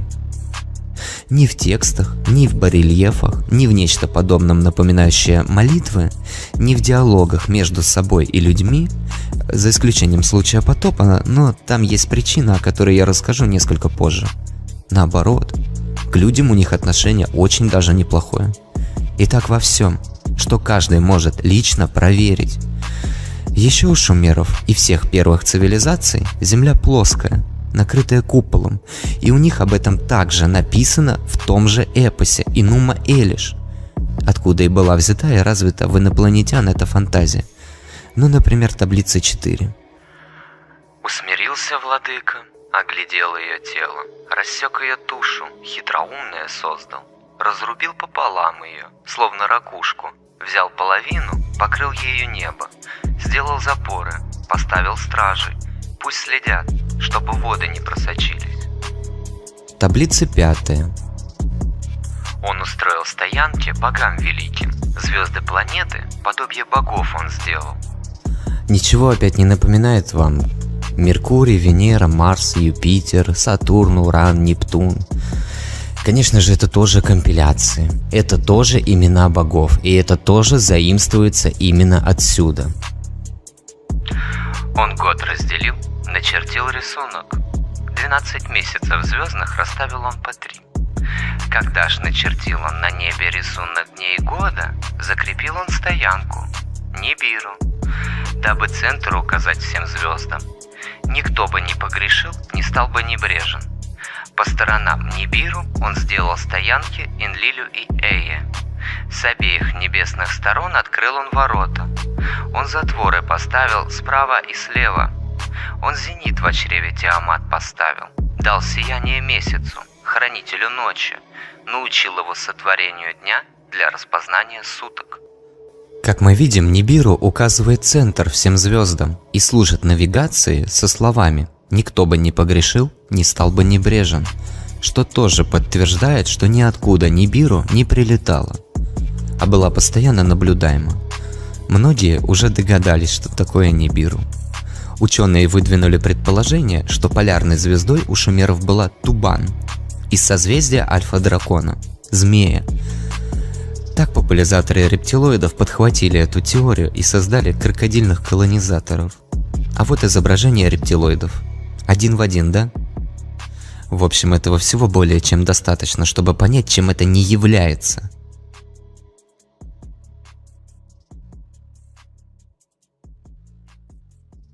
Богу Мардуку тоже не просто дали это имя Нибиру или Ниберу. Имеется в виду из шумерского языка дал новый Вавилон, которое соответствует самим определениям слова Нибиру. Поэтому туда это и внесли. Пересекать место пересечения. Именно он убивает Тиамат, а после разделяет ее тело надвое. И из верхней части создает небосвод. Но ведь ты же сам приводил список допотопных царей, там сказано, что они спустились с небес. Чем это тогда может быть? То есть объяснению Тесла, у меня есть объяснение вот этому явлению, созданию человека во всех религиях и мифах из глины, которые, конечно же, являются вариациями шумерских мифологий. Истоки мы в шумерах смотрим. Да, есть, конечно же, по-моему, как оно называется, в Турции коренил храмят, Стоунхендж, храм. 211 тысяч лет Хаюлшбаха. Да. Забыл это название. Атлантида, ничего нету Атлантиды у нас, кроме утверждения этого древнегреческого этого Геродота, по-моему. Геродот упоминает, что какой-то остров затопило, там такой-то остров был. Все. Сунцун Багарха. Есть просто чисто дождь не ждется, никаких скрижалей, артефактов, ничего у нас нету. Атлантида это чисто греческие повествования от греков дошедшие. Поэтому бессмысленно его есть, тем более к исламской или авраамической религии он никакого отношения не имеет. То есть Хаймерс абсолютно прав. Все там в шумерах, короче. Скрыто все в шумерах. Истоки этих мифов. Дунец и Цилкерченел, масить сотнями миллионов нахалпин был армии жды. Они имеют истоки вот это, мифологии шумеров. Храмы те Гебекли Тепею. 11 тысяч там тоже. Раньше шумеры храмами просто там стоят какие-то камни, но по всей видимости какой-то культ там был. Но писанины опять же там нету. То есть у меня есть теория, почему вот этих мифов. Мы не говорим, что первые люди начали там в шумерах. Мы говорим о цивилизации. То есть цивилизация что означает? Человек развивается, вышел из пещер. У него есть писанина, развивается, передает опыт потомкам, развитие. Вот все это входит, еще многое входит в цивилизацию. Люди были на земле, но почему первый человек создан из глины? У меня есть ответ. Человек разумный, Homo sapiens, создан из глины. Почему? Потому что письменность, слово, как там в Библии говорится, первым было слово, и слово было у Бога, и было слово Бог. То есть первое слово перед... Информация. Все в этом мире есть информация. Да. То есть впервые на глиняных табличках шумеры начали писать, придумали письменность. Это и является созданием человека разумного из глины. То есть оттуда идет этот материал, который отразился во всех последующих мифах использования глины. А ДНК информация мою из 4 букв азбук мою, тоже ее можно менять и создавать разные существа или какие-то генной инженерии, творить что хочешь, короче, или комбинации 4 органических молекул. то представили, то естественно, записывать еще. Гума, оно ассоциируется с информацией. Все, то есть из записей сделан человек-бог, да, вообще-то говоря. В шумерской мифологии Гильгамеш тоже был рожден непорочно. Его матерью, по шумерским сагам, была богиня Нинсун, а отцом Лиль, что переводится как дух, призрак, воздух. Изида родила Хора, или Гора, чудесным образом. Помимо божественного, Хор имел еще и земное человеческое воплощение. И кроме того, вместе со своим небесным отцом Осирисом служил символом воскрешения. К тому же Бог невинно пострадал и был жестоко убит, а своим последователям он обещал вечную жизнь после смерти. Главный христианский праздник Пасха, посвященный памяти о смерти и воскресении Иисуса, напоминает по своей схеме египетский миф об умирании и воскресении Гора, сына Осириса, который временно пришел на землю, чтобы затем снова вернуться к отцу. 25 декабря родился индоиранский бог Митра, которого еще называли сыном Солнца и светочем мира. Впоследствии он был похоронен в склепе на склоне горы, а Иисус в гробнице, высеченной в скале, и ровно через 3 дня воскрес. 25 декабря является также днем рождения Осириса, древнеегипетского бога Возрождения, царя загробного мира, который был убит и также впоследствии воскрес. 25 декабря, дни рождения греческих богов Адониса и Диониса, в финикийской мифологии Адонис, юный воскресающий бог весны, опять воскресающий. Согласно традициям ранних адептов Кецалькоатля, Южная Америка, юноша приносил себя в жертву, искупая грехи других членов общества. Религии дают человеку веру и надежду, то есть комфортное внутреннее существование. Наука дает теории и технологии для того же комфортного существования, но уже на физическом плане. История выполняет роль головы той самой птицы и тоже дает человеку комфортное существование, создавая иллюзию проживания именно в так называемом «золотом веке», где у него есть все блага. Именно так выглядит современная система управления. Мы живем в мире, где у мира нет знаний, но огромнейшее количество информации и ее вариаций. Человечество никогда не достигнет истины, поскольку система не преследует такой цели. Да-да. Кстати, Тесла, еще и насчет эволюции. Дело в том, что мутации бывают полезные, а бывают вредные. То есть, и это чисто случайно. Ну, как, в одном ты прав, 99% мутаций, там 99, бла-бла-бла, это не полезные, это просто бракованные клетки. Не может твоя клетка все время идеально копировать себя. В какой-то момент, я не знаю, из космоса прилетит какой-то высокоэнергетический протон, там ударит по этой молекуле, выбить там какую-нибудь нуклеотидную цепочку, и в результате экспрессия генов изменится. То есть там мутация или какой-то другой, там какое-то электрическое какое-то явление помешает. В общем, на этом микроуровне происходит еще флуктуации. Они мешают, и на каждый приблизительно 400 миллионов делений происходит один брак. Получается мутант тот самый. Это же не случайный процесс. Мы мы тут сидим, у нас уже несколько клеток, если не больше, уже промутировал. Остальные нормально скопировались, а эти мутанты, их обычно твоя иммунная система должна уничтожить. Но иногда она пропускает. Не всегда она это делает. В общем, так может случиться, что вот такая случайность произойдет, то что ты будешь, у тебя ген штат изменится, значит, что ты будешь более морозоустойчивый, скажем так, к холоду. То есть это полезная мутация. То есть если наступит какое-то оледенение, то мои дети более устойчивые к холоду выживут, а твои, которые менее устойчивы, помрут, и нас в племени станет больше, и мы эту мутацию дальше понесем. Вот точно такой же процесс происходит со всеми живыми организмами. Они постоянно мутируют.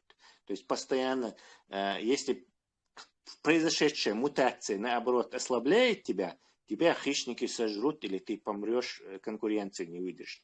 Если тебе моя мутация позволяет, она нейтральная, она просто в генах останется, то есть она ни то, ни сё не будет делать, короче, не вредить, ни какой-то там не помогать. Но если какая-то помогать еще мутация хулион, то, естественно, ты получаешь преимущество передать своим потомкам его. То есть, и так происходит процесс эволюции, в результате которого через миллионы, там, десятки миллионов лет там появляются животные, которые, например, есть животные, которые более совершенны, чем человек. У тебя происходит мутация, клетка делится дешево, на 400 миллионов, один брак. А есть клетки, где вот это хромосомы там в ядре не соединяются, а прямо что разделенный клетка разделяется, и ты брака там меньше намного, короче, там, в 1000 раз меньше мутаций происходит. И такие животные есть. То есть более продвинутые, более совершенные клетки щелж. Они, конечно, не разумом не обладают, но как таковые они совершеннее тебя, меня, потому что они приспособились вот от отбракованных клеток, не от брака, меньше брака производить. Значительно меньше. Лошади, по-моему, тоже там, меньше бракованного мяса. Но есть какие-то животные, что точно лекция погуглить можно. Вот и мутации сейчас, это не значит, что они обязательно нехорошие или плохие, короче. Но одно это точно, вот, манипуляциями этих генов, вот эти инопланетяне или мы в каком-то недалеком будущем можем делать что угодно, создавать любых алтаскаски, что особенно волчий, леркш должен человека, там, или, не знаю, который может быстро бегать с хорошей дыхалкой, или, не знаю, медведеобразного какого-то, или получеловека, полуживотное, короче, ишца, любого шьелышку. Плюс еще была такая группа, которая занималась изучением обезьян, и они пытались выяснить, в чем разница между мозгом человекообразной обезьяны и человека. То есть, например, шишокачелс примерно одинаково дует, шимпанзе или гориллы бери, или орангутани бери и адми бери. Примерно до этого у них одинаково, потом резко расходятся, короче, человеческое. Вот их разницу выяснить они добрались до того, что могли то же самое и разнить обезьянин, чтобы она тоже стала как человек разумная, но из-за морально-этических соображений они эту работу вот на этом стадии прекратили. Я где-то об этом читал.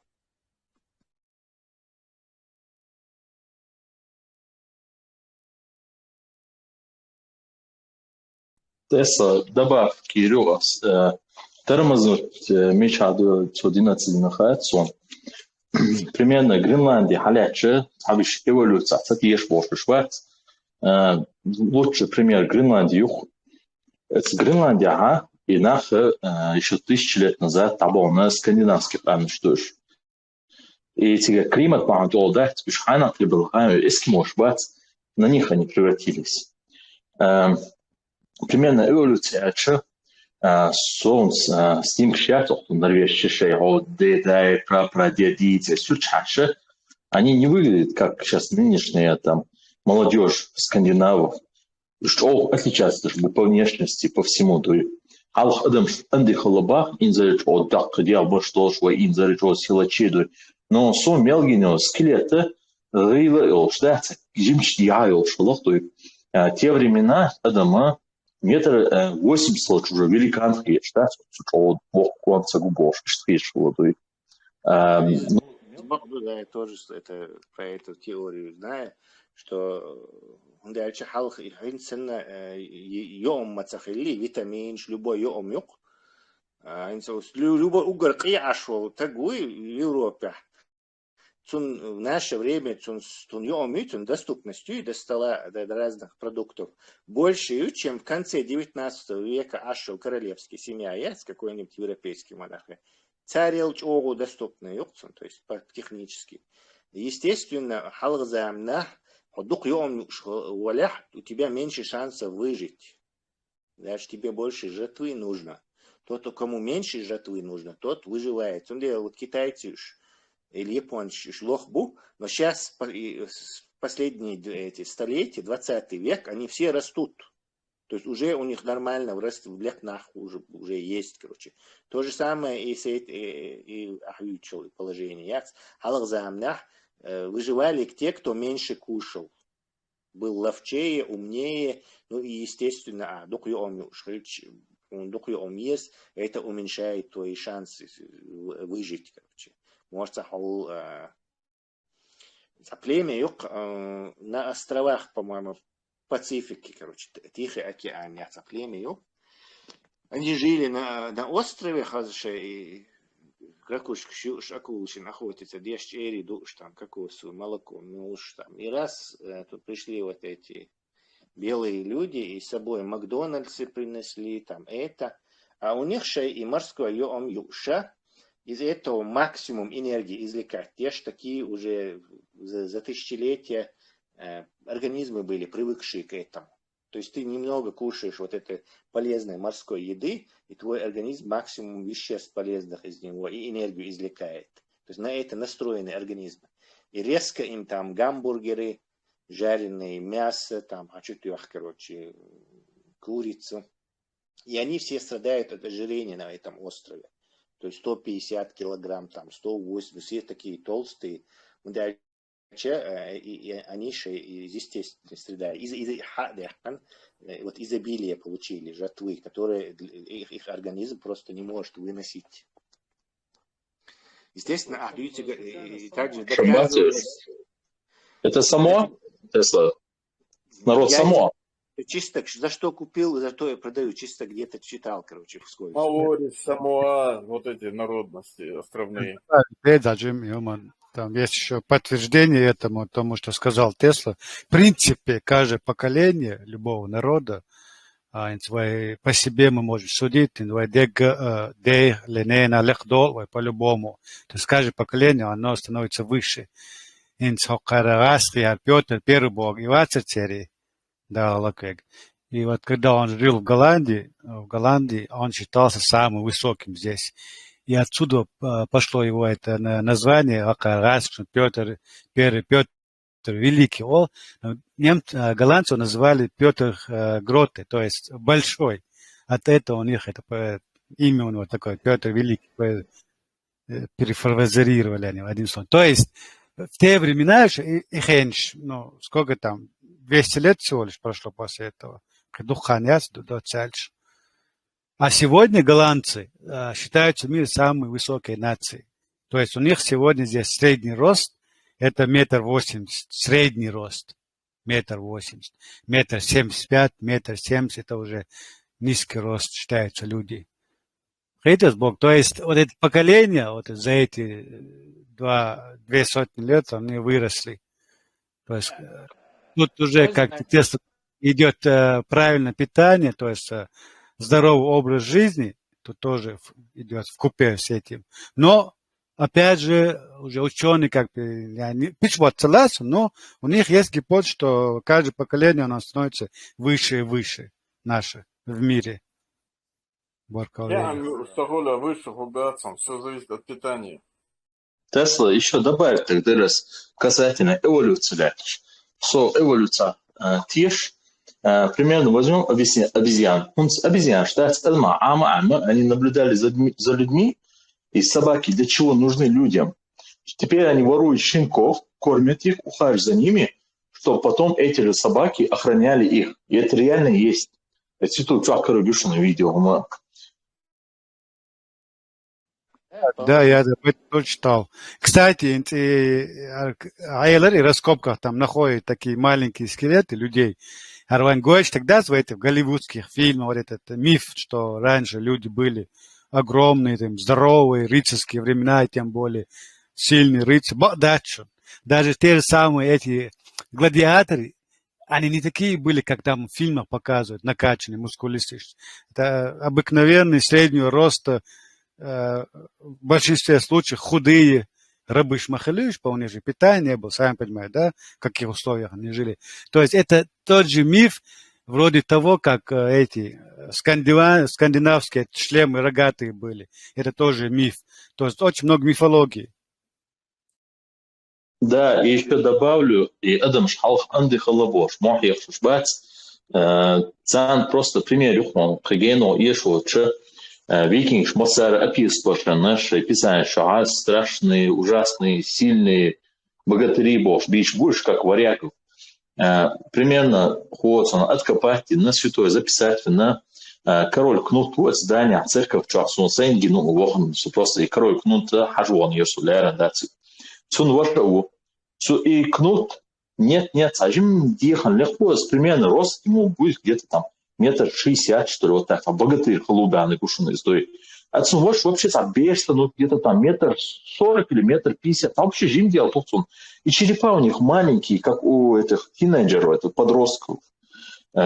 Поэтому мы более эволюционируем, и дальнейшее неизвестно, что будет с нами.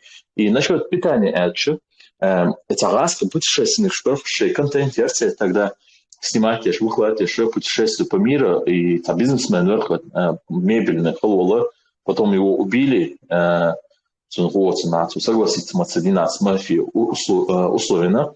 И вот они поехали куда-то, Амазон вообще в глуши куда-то, и знак благодарности они решили угостить этих вождя племени. И открыли ему это самое банк, вот этих самых, ну, законсервированного продукта дали. Он чуть-чуть попробовал, он в обморок упал. И другие упали. Потом там паника началась, их чуть там не убили, и они оправдывались перед ними, чтобы их там не убили. А они находились среди самого там племени, понимаете ли. И что до эволюционного иммунитет, кстати, дикаю, кеч, омшкаш, примерно... Они в обморок упали. Соболя, брат, бехтом была, отошла.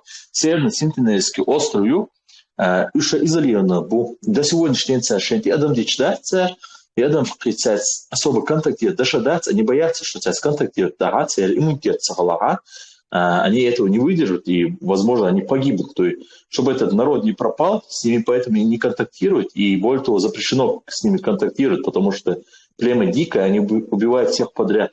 Примерно шторму забросили корабль, корабль нападения, и корабль нахабы на царь, шенти онгло, миссионер на царь, и при этом за этих никто их не оштрафовал, ничего не сделали, потому что царь халабош, как сказать, там, царь сказать, Адам Шмуду, что и... В общем, и Нана больше, я и смотреть шумерские, опять же, истоки, Йодов, Чатига, Иннаная Люи. Иннаная. Начальное слово. Это мать. Да, Иннана.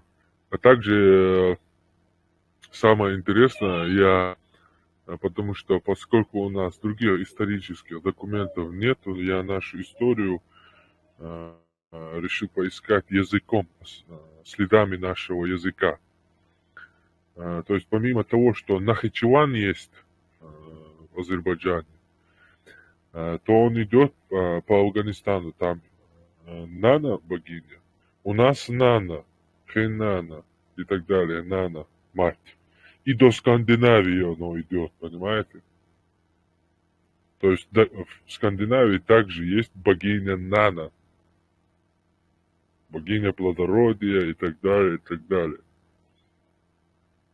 А также у нас, как известно, когда девушка и парень встречаются, называется хитвогар. Свидание у нас называется хитвогар, то есть пойти к реке, пойти к воде, пойти к роднику. Это у нас называют пойти на свидание. То есть наше свидание и новая семья зарождалась у родника. И это символизировало чистоту и любовь, такую же чистую, как этот родник. Финанс, благословить типа такого, под благословение богини и такой Ахмаба, плодородие, естественно, богиня плодородия также и браком заведует. Да, самое интересное, знаешь, на что надо обращать внимание, Тесла, это как после Шумер полностью как там изменилось все. Акадцы, чтобы вы знали, это предки вот этих семитской языковой общности, или как назвать, не знаю, но они уже как бы, ну, там, по-видимому, люди разделились на два лагеря, скорее всего. Процесс этого выжимки, процесс, например, рудах, хадуакш, медь хадуакш, или там нефть, шурах, нефть, шайокш, выжимки, тоже и мою, и они просто имитировали это, наверное, и избранные уж. Но истинный смысл... Да, отборный бог, духовый, нахи бог, нахч бог.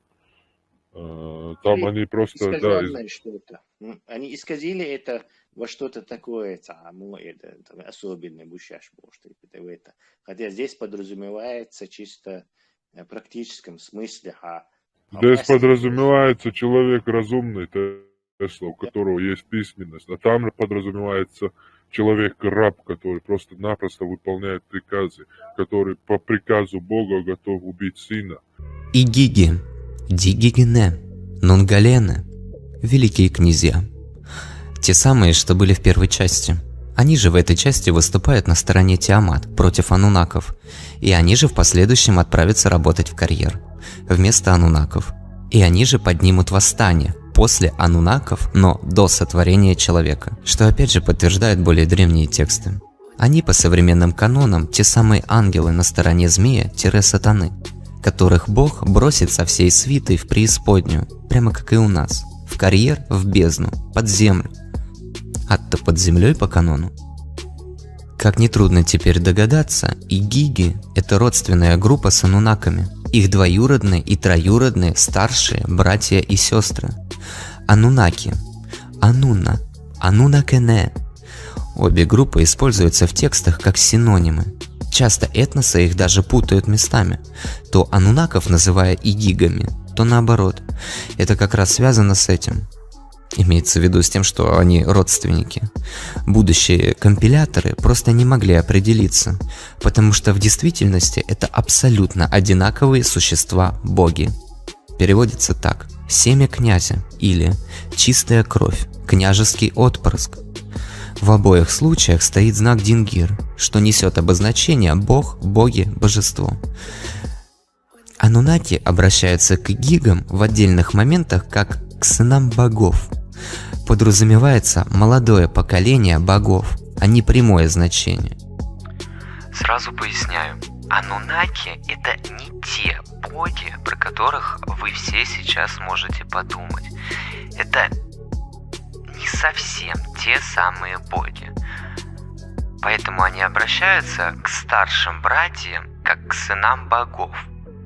А в других эпосах анунаки называются как младшие боги. И такая путаница со сменой положения от мифа к мифу. Опять же по этой же причине. Никакой путаницы здесь на самом деле нет. Анунаки и игиги – это существа двух разных пантеонов. И похоже, что анунаки как раз младшие, потому что являются потомками более старшего бога по имени Ан, Ану или Аннум. Бог Ану является как раз игигом. Отсюда и интерпретация «семя князя», то есть от великих князей. Игиги являются молодым поколением богов другого пантеона, другой родственник, причем более старших богов, нежели сам Ану. Два пантеона богов, которые тоже являются родственниками в лице двоюродных, троюродных и так далее братьев и сестер. Позже Ан, Энлиль и Энки, так сказать, эволюционируют и дойдут до нас в лице Господа Бога, Бога-творца, просто Бога и других персонажей различных религий. Напоминаю, чтобы окончательно разжевать, напомнить и исключить любые сомнения, Бог-творец создает людей из глины. Перед этим Господь Бог устанавливает порядки хаоса, занимается сотворением мира, суша, земля, небосвод, светила небесные и так далее. Некоторые люди, изучая каноничную историю, в том числе и служители церкви, замечали, что Творец и Господь – это два разных Бога. И вы абсолютно правы. Энки, он же Эя, Нудимут, точно так же создает людей из глины. Господь Бог, он же Энлиль или Мардук в вавилонской компиляции, как и Господь занимается сотворением мира, распределяя хаос в порядок. Он же выступает на стороне просто Бога. В нашем случае просто Бог – это Ану. А после плохие ангелочки отправляются вместе с Люцифером в преисподнюю. туда же, где будут созданы люди, чтобы сменить богов и переложить весь труд на них. Вот зачем созданы люди. Причем в канонах Люцифер – это главный падший ангел. Люцифер был когда-то Боже самый любимый, самый славный и самый прекрасный ангел.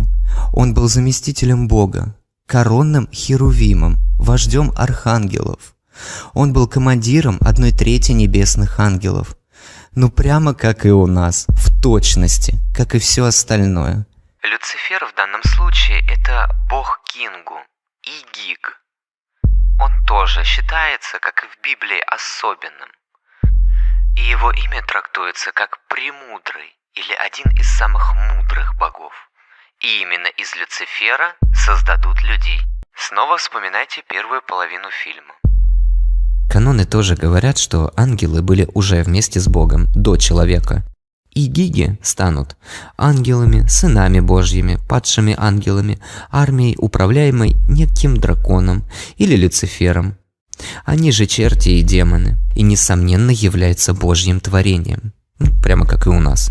Они же Святая Троица, Отец Всевышний Ану, Сын Энки и самый младший Энлиль, Святой Дух. В еврейском слово «дух» означает «дыхание» и «ветер». В Библии Святой Дух тоже сравнивается с ветром, а Энлиль у нас как раз Бог ветра. И его отец ему дарит оружие 4 ветра.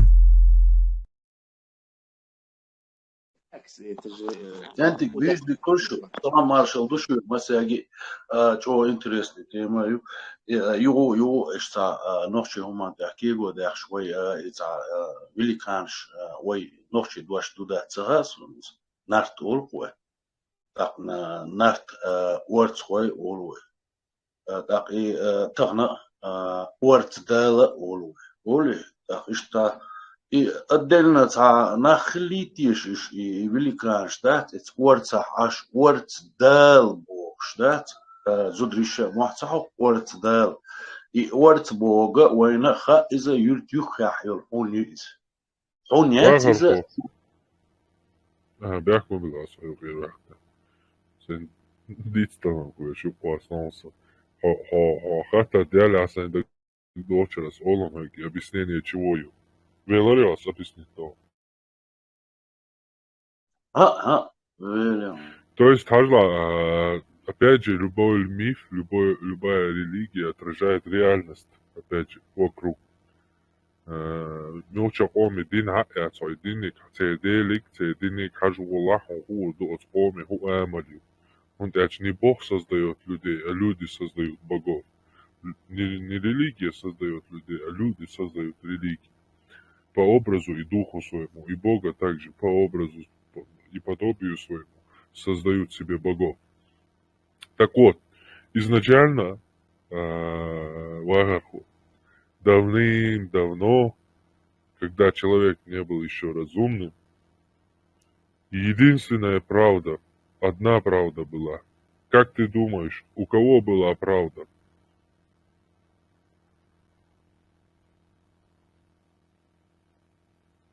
Хулили, правда хулил луки, а воитель.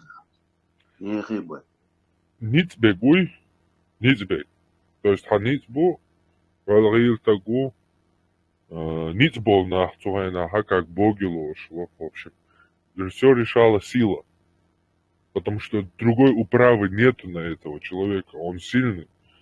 Но вот когда появилось оружие, когда появился кинжал, когда тогда и появились вот эти чеченские законы, которые уравняли всех. И у нас такие демократические законы появились, понимаешь? В тех обществах, где пока оружие не появилось, во всех обществах, во всех народах, во всем мире правда была у того, у кого была сила. У скандинавов, викингов и так далее. Например, мир создан от великанов, то есть убили великана и мира, из него сделали мир, небо, людей, реки из его крови и так далее. То есть великаны правили в мире, понимаешь? сильные правили в мире, но слабые восстали в один момент. А этот момент произошел, когда придумали оружие. Вот он нас и уравнял. Тогда уже власть великанов, силачей прекратила свое существование, и власть разума, разумного человека, вышла на сцену. وهرو شدور سيدرا ورس الحقير ورس ترجيم دون هر يرشكاش توبنا شغلي ورس تاكش дабу целиалы кияли такой вешкалил то есть современный дружинник школ царх Тимурович Аллар царх один меня один инди практиковать те штуки печь пошалша добровольч, пожарник и так далее. Этих двух, что он? Фильтр лой, но есть такое де-факто, юки, тянгуани, шо, хунядинак тянгуан, орцуан, олку, орцуан. Так, есть другое, орцдалбу, так, изначально нарт орцхой, да, его просто хватит, нарт орцхой, да, так, орц вагна ол, орца уючу ол, орца цавена ол, орцдала ол. Вагарва.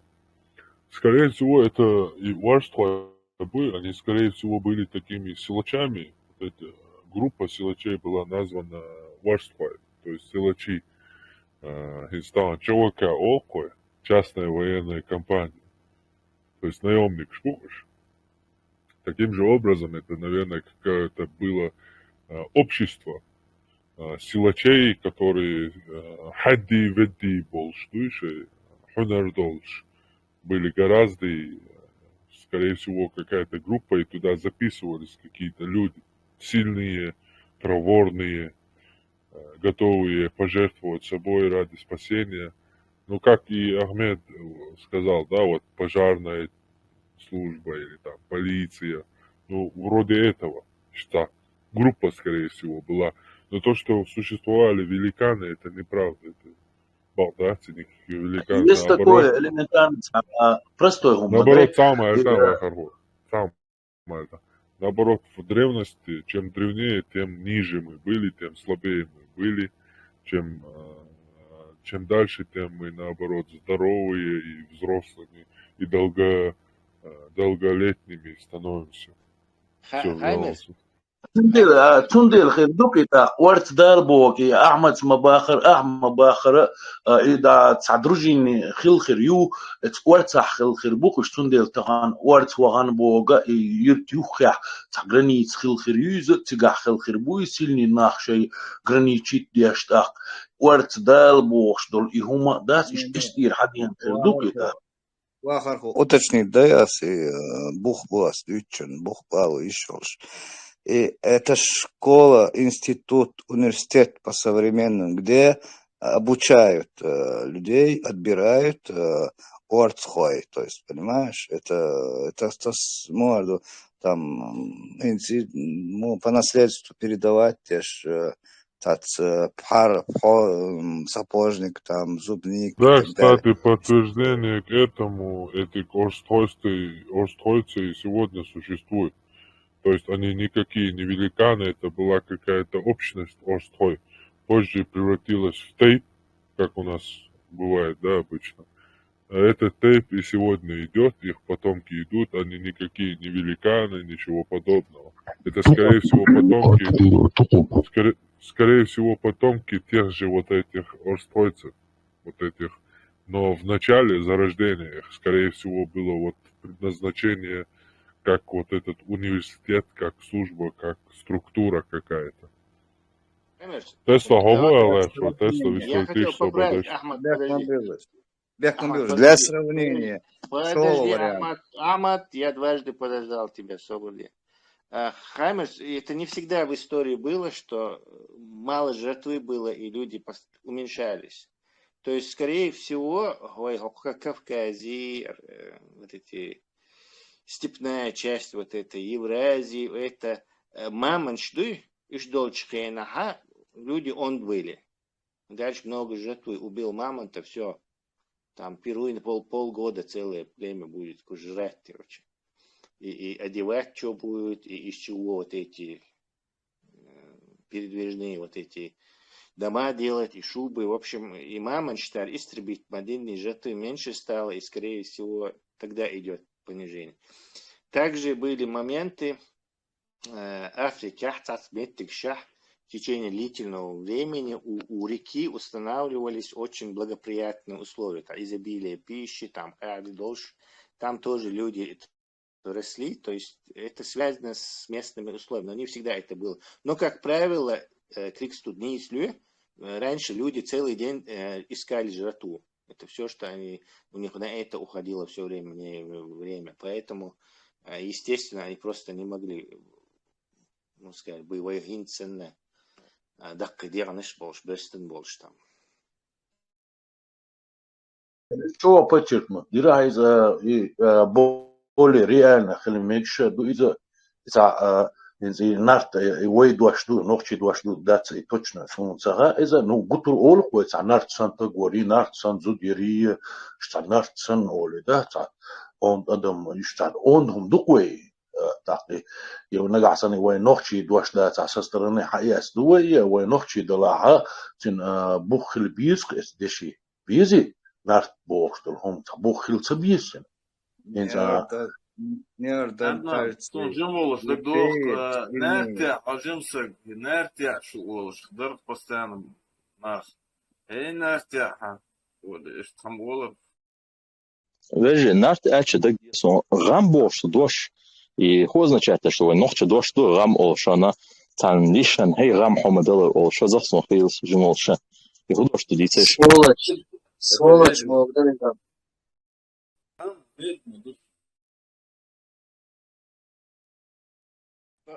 Кстати, кстати,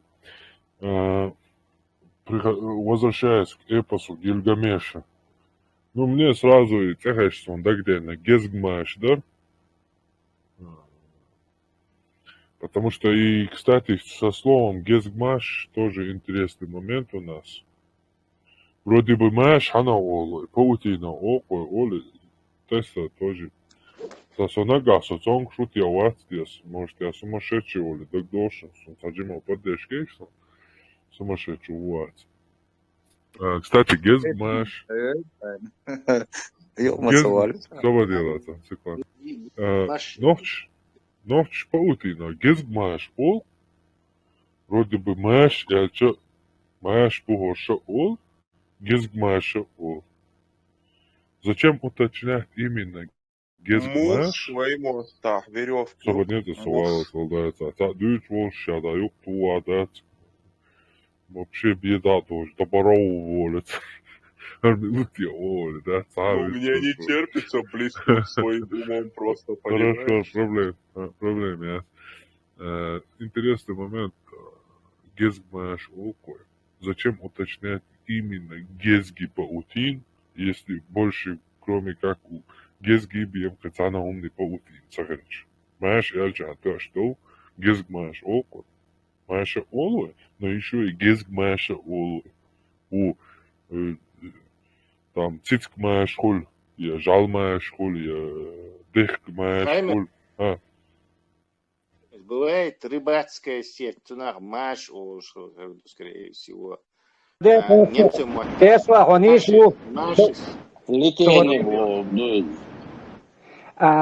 Маше, а сетки или рыболов? Маша Бога, немецкий мота, сетки тоже сеть или что-то такое, короче. Волшах связи и волшах умять Маша Олцанаха. То есть это Гезгмаш имеется в виду сетка паука Бога, скорее всего. Тесла, да, забила личку. Собади, да, так, вистушу. Ахуба, мило. Так, ахуба. От Теслас богштег низ дохшту, именно немцам это хилацаш и Маше Бога сеткию. Гезгмаш алэр худу, суна хезэ кичан хезхерду. Цахан херю, хадерг дюния. Гезгмаш тессын, темаш тес хирдуэл. Хинз гезгмаша, маша, эчи сет, эчи хинз электронный компьютерный сетюй, сеть, даже дошча сетка. Маша, маше, остемца дохтиши, гезгмаша. Не, це новое. Маш, это паутина. За цепью Маша больше подходит.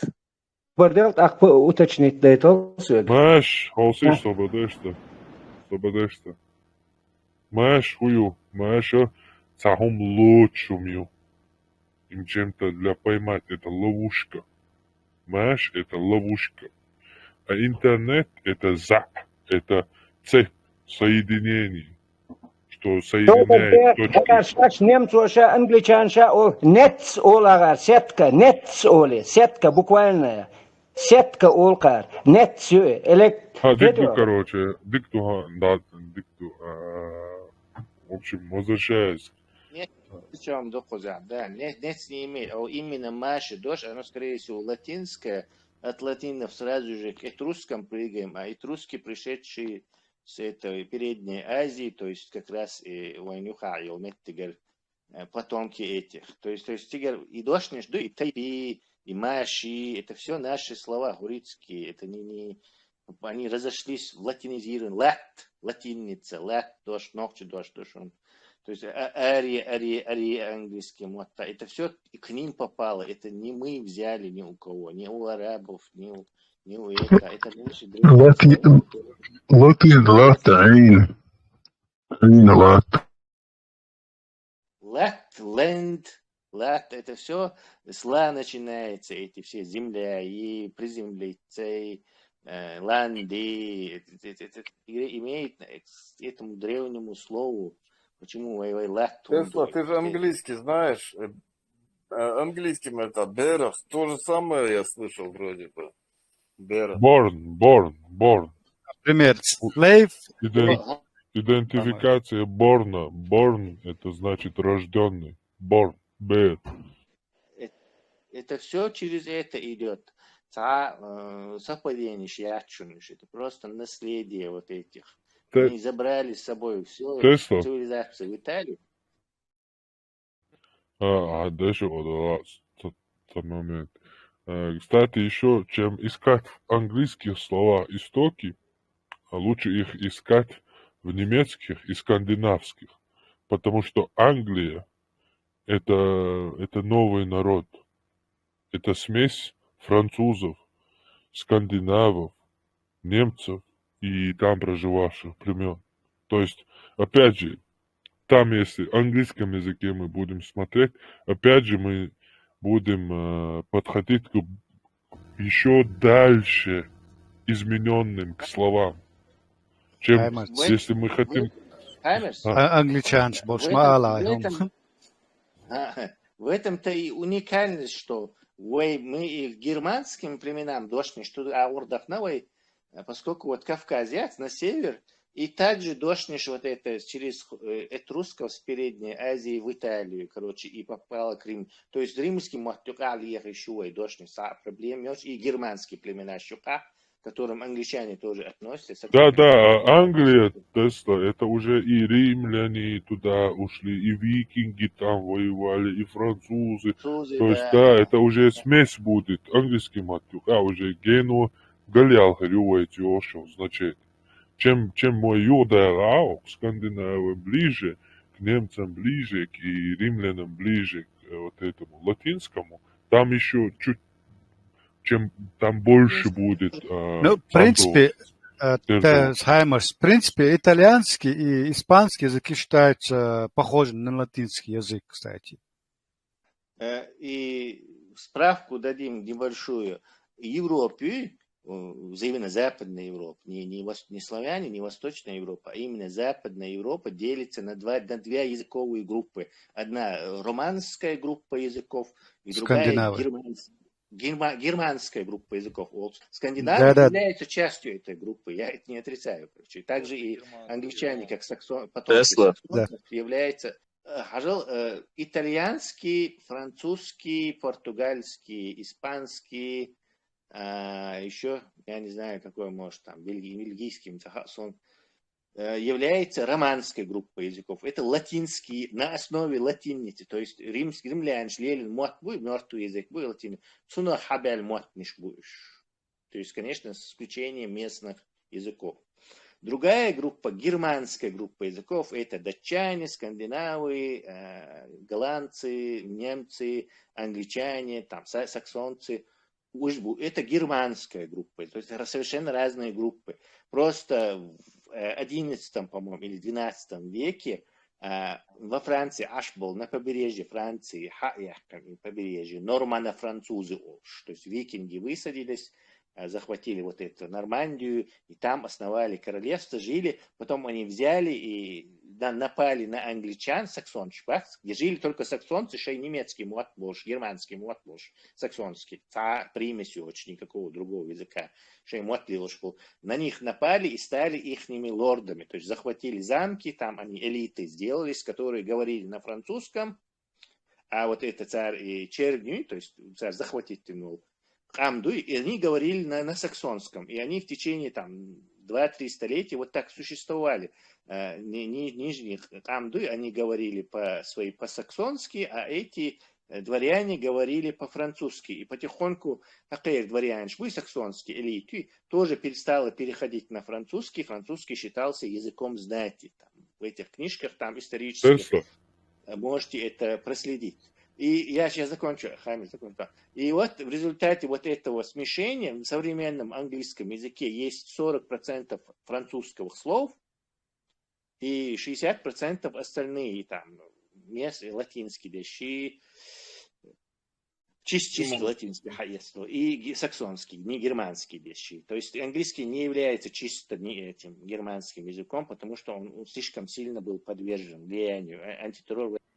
Викинги это просто отряд, должность армии вот этих скандинавов. Там и берсерки есть, и викинги есть, и ульфхиднеры есть. Кстати, я что хотел сказать. Насчет Англии.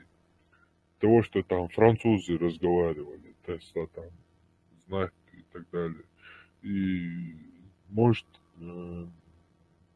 я, может, не обладаю достаточно знаниями, базой по поводу этого, но мне кажется, опять же, как ты знаешь, все утверждения я делал изначально исходя из логики, и только потом находил подтверждение их в разных мифологиях и вот этих существующих реалиях. Таким же образом, у меня есть предположение, что там не только французы, там также и скандинавы принимали большое участие. И помимо того, там очень много местностей, районов, городов называются именно названы, несут и сегодня названия, которые им дали именно скандинавы, на скандинавском языке, там, Леда, Чешир, там, еще какой-то там Нир, Шир, Ир, короче, скандинав, шелел, название шатига, шеет ламбя, шейна, шей, метка тигарёх, шейна, елел, название. Ну, я к чему хочу сказать, там, к французскому также имела, я думаю, там, конкуренция, это скандинавские языки. Но я склонен к тому, что была одна цивилизация и один народ. Не беря вот этих нецивилизованных варваров там и то есть вот этих папуасов, там, чукчей, там вот этих племен отдаленных. Но человек разумный, цивилизация, как сегодня, например, американцы, Америка, где живут и французы, и англичане, и ирландцы, весь сброд мировой, это является одной цивилизацией, одной нацией американской, которая является лидирующим государством в мире. Таким же образом, я имею в виду, была единая цивилизация и единый народ, не беря вот этих племен отдаленных. И, скорее всего, оттуда пошло разделение. И разделение, я считаю, что делали именно вот эти жрецы и цари, чтобы противопоставлять людей, и золото уже не анунакам, инопланетянам добывать, а уже на примере вот этих создателей шумерских анунахов, которые создали человека, чтобы он добывал золото, чтобы он был рабом и работал. То есть этот пример был уже украден, но человечество вышло из-под власти богов, и на примере богов по образу и подобию превратились, то есть богов сами, остальную часть людей как можно больше, как можно сильнее пытались поднять под себя, как можно больше людей обмануть, как можно больше людей сделать рабами. Сегодня мы оказались, ну, по сути дела, есть пробелы в шумерской цивилизации, там есть непонятные места, где есть пропуски, то есть они не могут понять, что это значит, то есть нерасшифрованные слова. На самом деле эти расшифровки, это все должны были рассказывать миру мы сегодня. Но проблема в том, что мы как рабы и как ничтожество все пожертвовали Аллаху, гаремному богу Мухаммеда. Аллах — это бог гарема, бог секса, бог оргии, бог педофилии, бог ЛГБТ, в общем. Как его звали в Ветхом Завете? Свободную секунду. О, ночи правят миром, о, ночи везде лобби, о, ночи во всех унядинок, ночи там везде, ночи правят банками, бож, здесь вейдер. То есть просто шиндер и дир дел адам, цивилизованный, разумный адам, картептор информации, передая вахт, елуш, йолу. Разумный человек, не животное, которое пьет, срет и спит, а помимо этого еще умеет и писать, придумывать, передавать информацию. Это были шумеры. Так вот, шумеры растащили в две стороны. То есть шумеры цивилизацию кто основал? Анунаки, боги. Аннах, небесные люди. Великие боги основали, дали этим шумерам цивилизацию, письменность, скотоводство, животноводство, и все дали им инопланетяне. Потом что сделали с этими шумерами? Их полностью разбили, они разбились, разделились на два лагеря. Один лагерь решил: давайте-ка мы, не инопланетяне нам придумали, мы изменим это и сейчас сделаем так, что мы это, аккадцы, придумали все. Все это наш Мардук, наш Бог, наши боги, мы, аккадцы, все это сделали. И никаких шумер не было, все. Забывайте шумер, все, мы хозяева, мы все придумали, мы самая великая цивилизация. И эти люди начали использовать это во зло. То есть они других людей сделали рабами, на примере шумерской мифологии. Шумеров там пришли инопланетяне, сделали их людьми, создали человека, шумер, чтобы они добывали, там, работали на каторгах, на вот этих, как это называется, в кратере, там добывали золото, элементы и так далее. То есть это инопланетяне сделали. Но шумеры вышли из-под власти инопланетян, они сделали бунт, а потом уже те, кто пришли далее, они уже свое придумали, они сделали так, что уже народ вот эти свои, они сами боги, они цари, а вот эти народы, боги, вот эти поставили их, чтобы они правили вот этими рабами, чернью, плебеями и так далее. А они вот эти, видите ли, боги избранные и цари. И так дошло до Египта. В Египте они реально превратились в богов, в диктаторов, фараонов. А также другая сторона, которая была не согласна, она уже Шумер разбит ничего, в Кавказ, в эту сторону ушла. Чисто с демократическими законами, никаких уникальных народов нет, никакого избранного народа нет, есть только Адмалла. И нужно уважать все живое. Это мы. Это показывает нам и наш язык, и наша культура, и наши традиции. А мы не согласились с этим, с этой нечистью, с этой грязью, с этой педофилией, с этой некрофилией, с этими инцестами, со всей этой мерзостью и ушли на Кавказ. Отказались от власти, от кольца власти.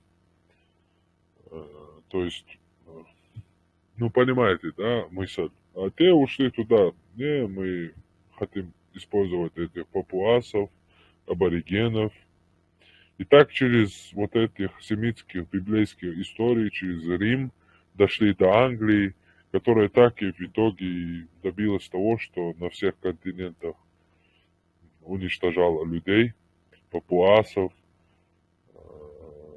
индейцев и еще другие, и превращала их в рабов. И черных африканцев. А мы на это не согласны, извините, наша совесть пусть будет чиста, вы там занимаетесь своими делами, мы там поживем своей райской жизнью. Но, как мы видим, нас это не оставило через Россию, оккупировав Россию. Этот культ все-таки дошел до нас через русских. Они также превратили в рабов русских, лишили их полностью вообще понимания о демократии, и через русских, собрав этих рабов, орду этих рабов, они пришли к нам в итоге. Может это показаться конспирологией, но все-таки мы, как известно, веками жили в демократии. Ни Европа, Америка тем более, ни Россия, и вообще знать не знали, что такое демократия. Мы жили в демократии. Ни греки. Греки, говорят, придумали демократию, но какая демократия, когда у тебя рабы? То есть это не полная демократия. У тебя в обществе есть рабы, ты такого же человека, как и ты, сделал рабом. То есть это не чистые шумерские законы. Ты не можешь, если ты не можешь сделать такого человека, как ты, своим рабом, то есть ты человек, ты тот, который вышел из этого рабства богам. Тебя мучили, тебя придумали, создали, чтобы ты добывал золото, анунаков. Но ты восстал и вышел из-под их власти. Потом представь, ты делаешь таких же людей, как и ты, своими рабами, притом представляясь таким же верховным богом, царем, элитой, элом. Ну, разумный человек, человека разумный, Homo sapiens, созданный в Шумерах из глины, со своей письменностью передавать опыт, накопленный предками. Человек разумный не будет так делать. Он не будет такого человека, как он, превращать в рабов. Он не будет оккупировать народы. Почему? Ответ простой. Вся история доказала, что ничто не вечно, все циклично. Рабы рано или поздно бунтуют, рабы рано или поздно восстают. И они эту элиту полностью с корнями, полностью ихними потомками вырезают напрочь. Наши предки это понимали. Мы и сегодня это понимаем. Но вот эти люди, которым мы должны это передать, эту информацию, то, что мы сейчас говорим тут, это не конспирология. Конспирология – это избранность еврейского народа. Вот что такое конспирология. И верить в Библию, вот что смешно. верить в то, что человек пришел с Шумеры и до Скандинавии, и до Англии, дошел через нас, и наши языки есть следы в этом во всем, это не конспирология. Это констатация фактов. Конспирология – сегодня существующий мир библейский, где еврейский народ – избранный народ. Вот что должно быть смешно. А нам сделали наоборот. Видите ли, там, Анунак, там, как мои оппоненты ржали, да, с меня с Анунаками, Радомиром, вот этим. Называя Анунаком, они, типа, это для них как-то они меня оскорбляли. Представляете, человек, верующий в Аллаха, который дозволил изнасиловать замужних женщин, который педофила Мухаммеда сделал своим любимцем, который познание добра и зла считает злом. Этот Аллах, верующий в этого Аллаха, еще смеются с Анунаком. Вот до чего довели наш народ, вы представляете это? И те же самые Аллахопоклонники полностью, 100% отдают мировую власть евреям. Хотя они никакого отношения, эти евреи, к этому не имеют. Имеют, но не являются таковыми. Там много народов, там много команд играют. Там нет единого победителя. Но мы именно, поклоняясь Аллаху, делаем победителями евреев. Хотя мы должны были сегодня на трибуне ООН, в ЮНЕСКО, в Нобелевском вот этом комитете говорить то, что я сейчас вам говорю. И этот Бог, в общем, вот этот Элоах, Аллах, через русских пришел к нам во итоге. И в конце концов они уничтожили всю нашу историю, разделили нас, отделили нас от Европы, от европейских народов, на самом деле чисто наших родственников. И отделили нас от них и попытались нас вернуть в лоно восточного вот этого азиатского диктаторского мира и превратить нас в таких же рабов. Но я не думаю, что мы превратимся в рабов. Мы не можем превратиться в рабов, потому что иудеи все-таки верят, что у каждого народа есть свое предназначение. Так вот, у нас предназначение противостоять рабству на этой земле и жить вечно на этой земле, пока этот мир существует. Пока в этом мире есть люди, которые пытаются других сделать рабами, животными, в этом мире должен быть существовать народ, который других людей пытается вытащить из рабства со своей вечной демократией. И я надеюсь, наша вечная демократия, пока существует человек разумный, будет существовать на этой земле, и все ничтожества, которые поклоняются Аллаху, извиняюсь за выражение, знаете вы, не знаете, тут уже нету времени. Ваши проблемы. Надо узнать, кому вы поклоняетесь, падаете ниц, как рабы. Надо узнать, кто это. Это ваши проблемы. Узнавайте побыстрее. Вот ничтожества, которые поклоняются Аллаху среди нашего народа, они на самом деле полностью отделились. Это показывает, что они отделились от нахского, то есть человеческого, как демократического, свободного, доброго, гармоничного, созидающей стороны, так скажем, людей. И перешли на сторону вот этих наших давних врагов, рабовладельцев. Хотя мы являемся потомками тех, кто восстал против рабства. Не рабства людей, а рабства богов. Вот именно поэтому на генном уровне чеченский народ презирает рабство. Даже если не говорить на генном уровне, то в культурном коде сама культура чеченская полностью отторгает ДНК рабства. Так же, как собака, например, отторгает ДНК там, обезьяны, как человек отторгает ДНК обезьяны. Таким же образом чеченец отторгает ДНК чеченства или чеченская культура отторгает любое, скажем так,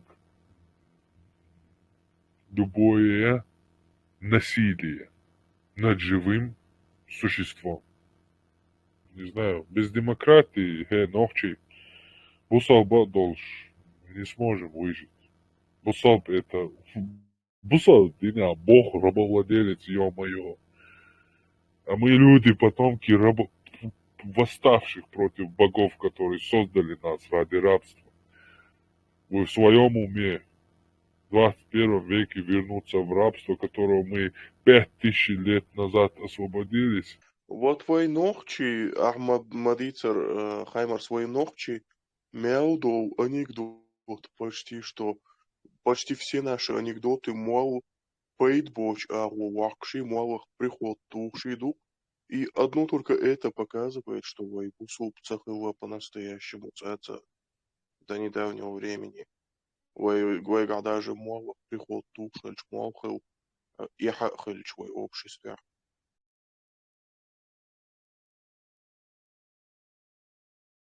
Вечер Гадуаш. Из жизни Гадуаш. Из самой жизни это все идет. Анекдоты это просто народные притчи, просто украшенные юмором. Реально, кстати, целом душе. Реально, что это может, это неправда может, а что это реально, короче, это Эсхи, Ходорковский, как, помните, Березовский купил Закаева, там, Удугова, и шел там Чубех Цервань, актер Шалабева, Ядербиева, вот этого. На самом деле, там на изи концерт, ты знаешь, что это Джамбулат, вот эти ингуши, белаки, что вот этот Сосветлинский, те же самые жиктя царя, Амбага, ну вот эти бизнесмены некоторые, Ходорковский там вот. Да, авантюристы, Ходорковский, царь, я знаю, больше, по сути дела, Закаев актеру, как мы знаем, актер он кто? Ему платят, он в любое место обязан прийти и свою роль играть. Закаев это просто актер, я полностью в этом убедился. Закаев хочу эйдушин, просто актер ушин хаяли, да? Войны хвазда, вам чубает, вам кячуш, пушинуш, от кадыра ушин цюха, и Закаев шаек ташан тропаюш. Это одни ставленники, одни актеры. Как я и говорил, жрецы и имамы, которые перешли на сторону рабовладельческого направления, которые перешли на эту сторону, тот же Кадыров, Закаев, вот этот Белаки, вот эти ингуши, это лишь просто актер, кто-то там сидит, кто-то нанял их, чтобы они говорили от нашего имени, ногчи. Самдол, что те, что Кадыров, что вот этот Имаратчик, Умаров, что там саудовские шейхи, что там вам ваш ислам, что ваш педофил пророк Мухаммед, это все одни и те же черти ночи. Сандол, что лейшмин, что бухтя, что цил керча, керчдя, что шунтя, что цеш, ночи шунтя, винушен Путина, президент мирового масштаба. Тан и мировой рейтинг шунтя и нушен. Благодаря вам он на сегодня известен в мире. Шуцахеляри, нохчичуат, амцахеляри, нохчичун, яцабеляри. И там он и шум херяцашин. Конечно, за ним тоже стоят там люди. Он не от себя это все делает, и не один такой сам умный, самый. Там есть команда. Там и Мухаммад, и Шаеш, и педофил, и Ибраим Пайамариш, и Зукелхуш, фараон, лял. И что вот эти их потомки не на наследство передавать, нации передавать, я счел. и Шейзудрик Елкушпол, и Лот Паямар, и все эти арабы, короче, Черкешка, Дуге, Шейнюха, Кавказе, Ашбол, Шейжсан Рилк Адат Ухудол, Черкеша, Доглас, Шаш Арбой Бючхайда. Начиная с давних времен Черкеш, Дабюкш, Косты, Ротбяш, Старая Голубой, Рабышпяш, Шушех Шпуй, Арбой, Бусадна. Прям пидорасти заниматься дальше. Черкеш, Надуха Избина, Хайшинца. Просто огромное количество черкесов, мальчиков, женщин они там использовали, продавали, в ад превращали в их жизни. Сколько веков. Ит и бешьёц арбой, витцер бешьёц дел, витцер отовен пэрмар. Вит и. Самдол. Баяр и гумш. Нохчи чулшун, улершун, шу бусаб нах ю, вайн улер, вай бусаб нах ю бош, лирш, шу гуш нахт бусаб нах йоти. Ямаят бусаб нах, мечаю бусаб нах. Где они? Меча будешь. Бусабна, шеш, маму. Жигди карайл Америка полностью телевизион аж. Английский корону полностью под английской короной. Просто созданной имитацией какого-то народа, какого-то королевства. И арбой шаерша. Просто одно слово королевской короны, там просто все перевернет. Одно слово, настолько они являются их собственностью. И шайол истории, и ночи, шайол шишен истории. Одек адми истории, шишен шуга. За избранный вачен, маялити, тем чак маялити, за отабинна избранный, дубуял, шейзудрик елхушли елшпол. Держбаня, шейзудри ханна келхуш, вехдак Эстамбул, нах избранный. Самый лучший бог, дуния чаялил, тем чак маяли чукара душани. Мадалитар дуния да. Мадейт адам лей амали, мадяздейт отснай. Что да солца, дуния ча мялдол адам лей шхирдол штушан. Жюкти, жюкти ома бол авантюрист, бой именно теш бол ола цена я следовать тито. Цалу акчак де душан. Нах, аш нах дахиеца. Нах чи, нах, ашол дуния тя аш бол нах, дахе, стисан, битах. Аш тан долца да, аш тан гоца да. Цара лейбяш кушан. Массу наха дуния чабол. Цар массу наха лейш бинчул тя.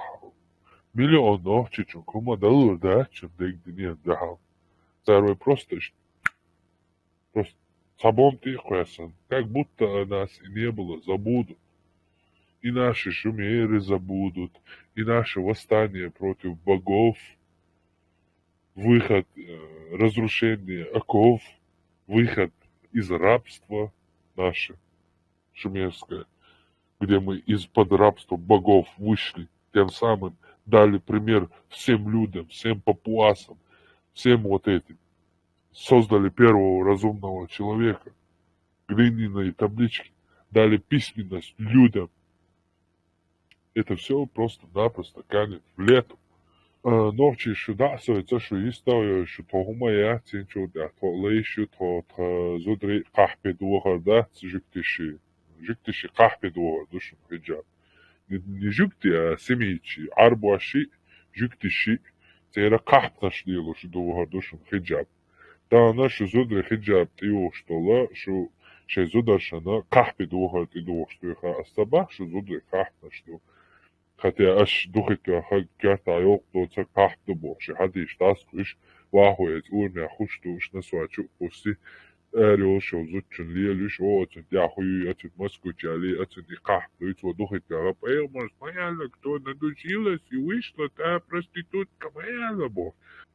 Для нас не является важной, самой главной проблемой именно наша вот этот клочок земли, замуроваться там и жить как в пещере. Нет, Если мы опять же повторим эту ошибку, замуруемся в горах Кавказа и будем жить, то рано или поздно опять же этот Энлиль через русских или через других персов придет к нам в горы.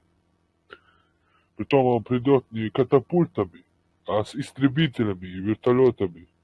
И все подчистую вычистит там. Мадолу сгонки. Вливайтесь во все сферы, где вы существуете. В каждую сферу, без разницы. Но единственное, своих жен не подкладывайте. Это для нас неприемлемо. Соответственно, ради власти жертвовать своими женщинами мы не такие.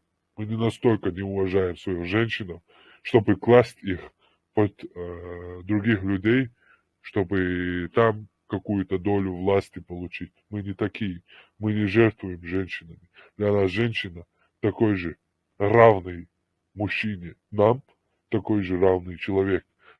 Не то, что в семитских мифологиях, где она стоит только бедра мужчины. У нас она стоит 2 мужчин. Мы настолько уважаем женщину. Женщина – это мудрость, очаг и уют.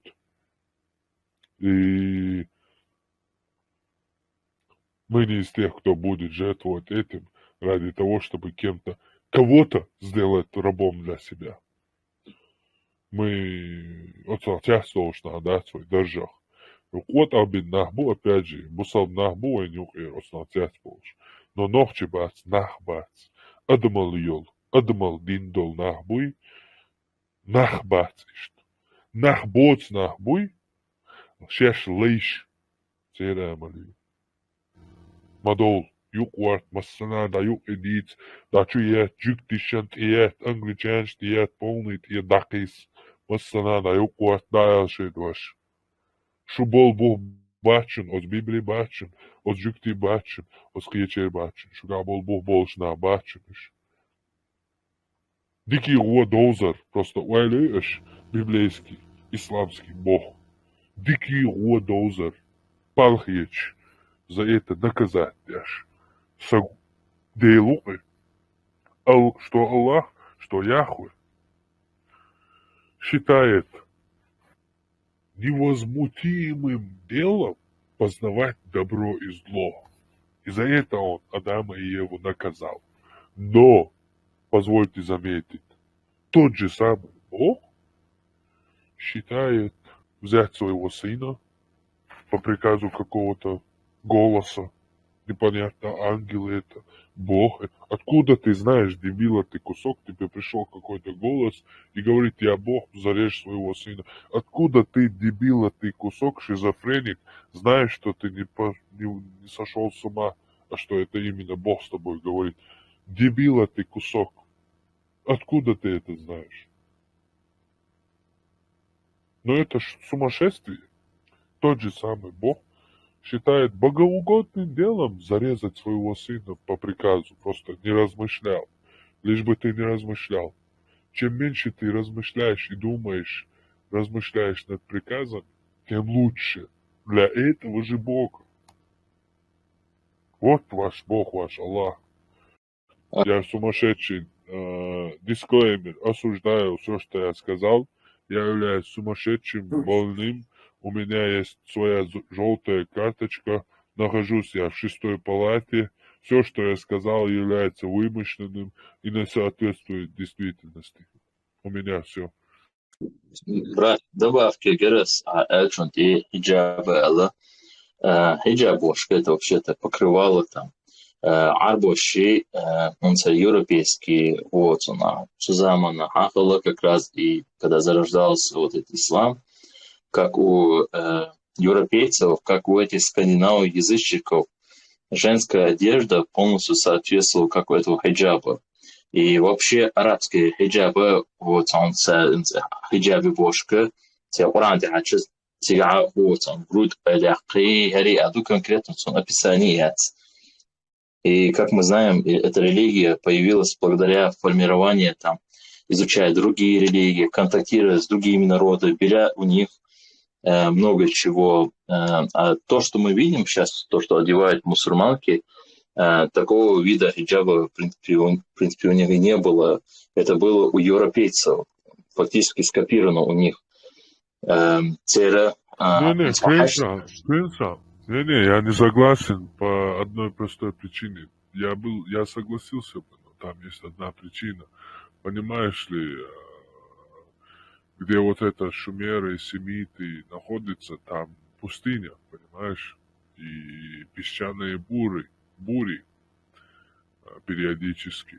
И они просто-напросто, это их одежда, и в этом не может быть никаких просто разногласий, никакого обсуждения.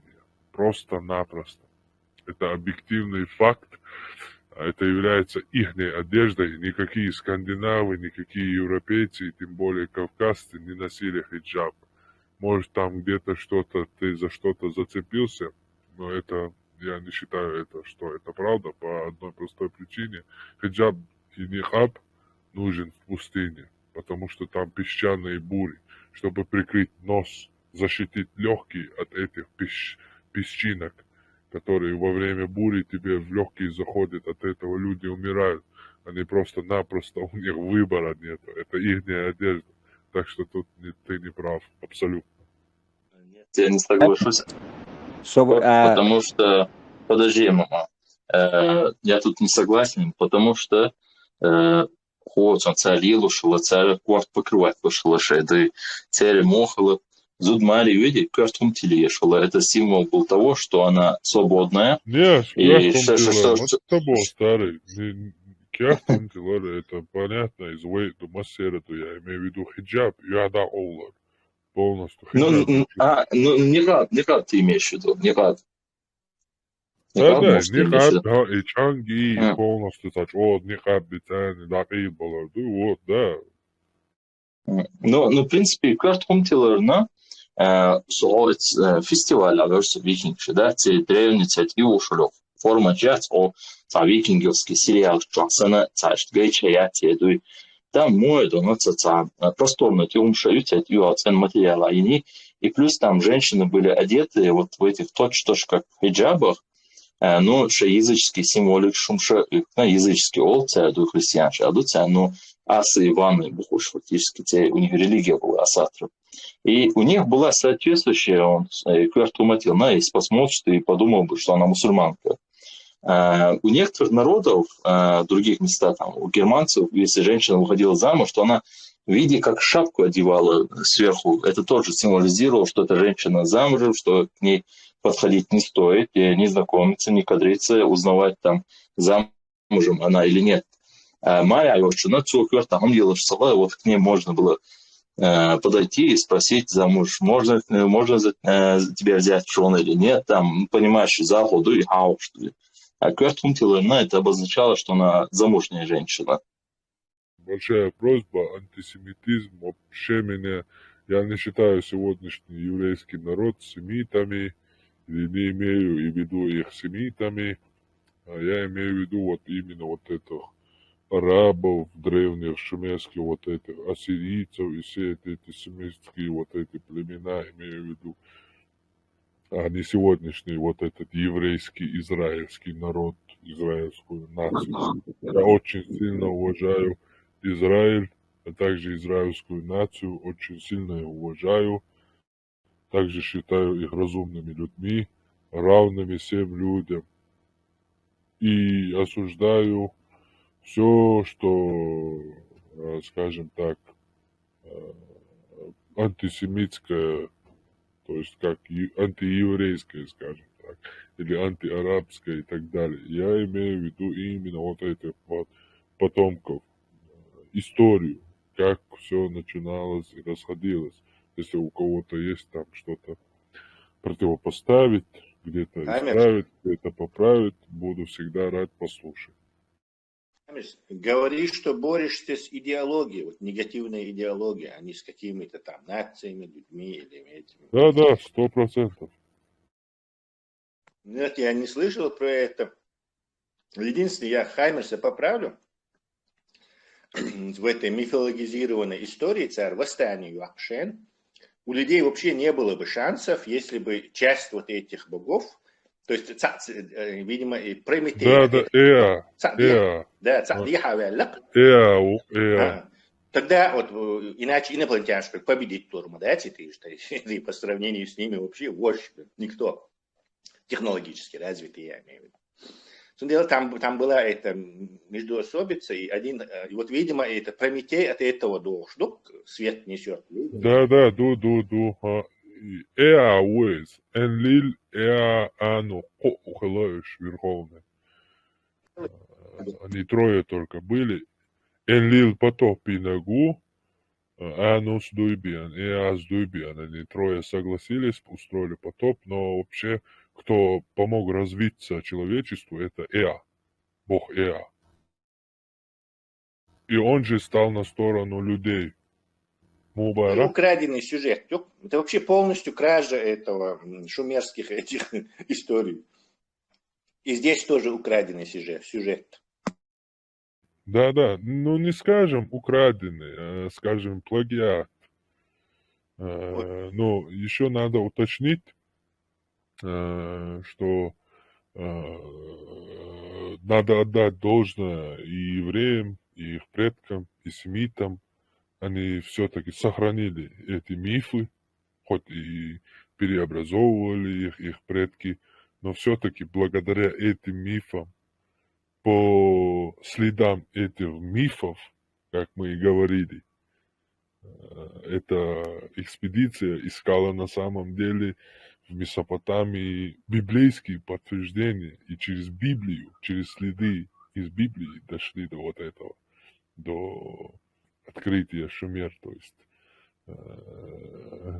как я и говорю, сегодня чеченцы полностью оставили свою культуру, пожертвовали все Аллаху, вот этому рабовладельцу и садисту, который создал людей и джиннов, чтобы вечно их шашлык из них сделать, вот этот садист-бог. Чеченцы сегодня все, и культуру, и язык жертвуют этому Энлилю, Аллаху. А в то время грузин, создается такая нация грузины, которая собирает кавказскую культуру. Таким же образом, я наоборот приветствую, потому что чеченцы так и так, скажем так, забудут свою культуру. И если грузины сохранят чеченскую культуру, то я считаю это благом и хорошим делом, потому что чеченцы так и так ее не сохранят, если так дело дальше пойдет. А грузины, если ее сохранят, то я не считаю, что это украдено. Я считаю, что это сохраненное, наоборот, благо и плюс. Таким же образом и семиты, которые шумеры по каким-то причинам ослабли, были разбиты и так далее. Таким же образом, считаю, надо отдать должное и семитам, которые и сохранили, преобразовывали и донесли до нас все эти мифы. Из Бога, Хаймерс. Им надо отдать должность за то, что они хотя бы так сохранили. Приписывая себе что угодно, дописывая. Вот представь, не сохранили бы они, сегодня не было бы ничего. Да, это все народы, абсолютно все народы делали, и все люди делали в этом. Но, конечно же, по совести изначальных вот этих предков, которые все это творили, на совести них, что они это преобразовывали, изменяли и так далее. Но если основатели пришли к ослаблению, разложились, то есть утратили свое предназначение, утратили силу, то чем лучше, чем вот эти утратившие силу, те, кто набрали силу, сохранили это, преобразовали, переобразовали, разделили, то есть донесли сквозь веков. В этом тоже есть своя заслуга, и, конечно же, это ничем я не обвиняю ни семитов сегодняшних, ни евреев. Это просто-напросто мое видение истории. Сегодня абсолютно я не думаю, что семиты времен Шумер, Акад, Ассирии – это те семиты, которые являются сегодня израильским народом. То есть против этого народа, я наоборот, опять же повторюсь, на этом Ближнем Востоке, среди всей этой грязи и мерзости, единственной демократической страной и светом в этой восточной тьме является единственный Израиль. Это свет в этой тьме цивилизации и развития и наука. Они давно уже, с конца 19 века, хайпал чубях кыныш, они поняли, что шашлило, что пал бы. И оставили своих ваххабитов и косичка, что они. Аж больше бета-бета, они пошли дальше и достигли вот чего, почти весь мир в кармане. Вот этот Ануй, один из трех вот этих, Энлиль, Эа и Ану. Ану является, у него есть второе имя. Не имя, а титул. У Энлиля и Эа нету титула, а у Ан есть титул. У него титул «Отец богов». Отец богов, это на чеченском, если Эль, у нас это не бог, конечно, это значит элита, правящий класс. Также у нас, мы понимаем, да, что в чеченском языке нету правящего класса, нету элиты. Таким образом, мы отдаем этот титул Эл, царствовать и так далее, богам. То есть у нас элитой может быть только из богов состоять. Человеческую элиту мы не признаем. Как мы можем признавать человеческую элиту, человеческую божественность, человеческое хозяйство человека над собой? В то время как мы вышли из-под хозяйства богов. То есть категорически неприемлемо, да, элита, чтобы у нас была богами. Конечно, это связано, то есть ДЛ, мы понимаем, что ДЛ у нас означает, то есть обозначает титул этого бога Ану. Это его титул. ДЛ. ДЛ. Отец богов. Да, это, как мы знаем, да, это отец, Эль, это царь или правитель, или, скажем так, по сегодняшним меркам, бог. То есть у нас Дел, бог. Дословный перевод означает отец богов. То есть корни идут к этому, к титулу Ану. Скорее всего, царь отцов, князь Отец, отца. хозяин. Да, царь, Князь царь, отца. отец. Элита, Кстати, дош, насчет- что у нас? Эли, веби, дац и дош. Эли бог. Ах, и у всего мира элита от этого слова происходит. Ах, цуна, ёк вывод, шишон, есть хакаду, хаймас аялчанте. Хэр вообще, да, хэ буква. Например, Бахаев, у него цуна, Бакаев, волоцер. Ах, Алханова, Алканов, волоцер. Они никогда не говорят хэ. И аш и к, вот тохцер всегда. Это из-за русских переводов в паспортах штат специально. Не в этом дело. Я там, где я живу, вот Бахаев был со мной, у него Бахаев написано, как положено, но они его... Английский мота. Месье Бакаев, Английский мота. Оларцар, месье Бакаев. Они Английский никогда не мота. произносят. Да, английский мота. Хэ буква, да, сунде. Анунаки ол английский мота. Так Потому же и что у французов нету его. Может, халхиллецер. Сахалатец, это английский мот, духа. Архаичный. Хозяин свободы. Hello, Hello. Хозяин, я побила. Hello, олцер. Цер халх и хилишят, потому что английский мот и там максимум 200-300 лет, не больше. Это смесь из английский язык, это смесь скандинавов, германцев и нормандцев, которые оккупировали эту территорию, и местных вот этих кельтов, по-моему. Да, местные кельты были. Да, это их смесь. Поэтому халх хиллаба и сейчас, потому что английский муат халх хиллаба не было этого языка. У них в языке нету вот этого буква Х, и они говорят К. Анунаки олцар, Чундера, Юки олцар. Это потому что у них нету Х. На самом деле Х до тебя дают, что буква. Но пока ты думаешь, давай я тебе задам вопрос. Как называется Дагестан? В каком языке в мире можно найти это слово? Дагестан. Перист. У меня к нему вопрос. Да, тебе вопрос. Да, есть шмо, новчество, что да, к этому ты ведешь, наверное. Ну да, но смотри, мы понимаем, что Дагестан – это чеченское слово, это наша родина. Деваста означает родина. И это была наша территория, пока персы и арабы не отвоевали, там рабовладельческий порт не устроили, там всякие этих рабов не начали привозить, продавать, распродавать и постепенно продолжать свою экспансию.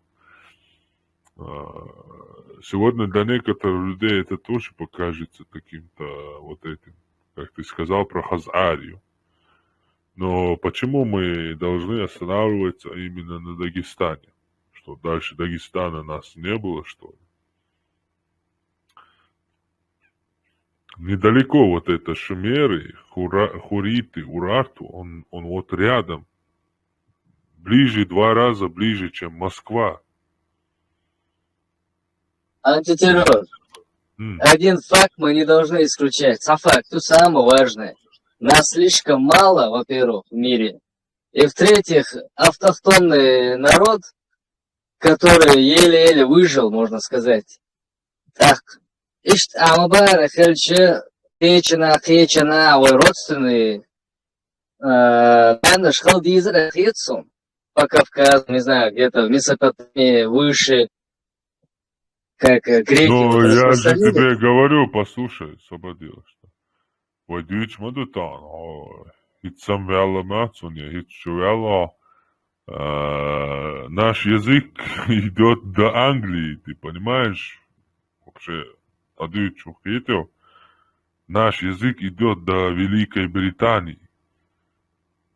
Через Рим, через не только с одной стороны вот этого Черного моря, а и с южной стороны, и с северной стороны, понимаешь?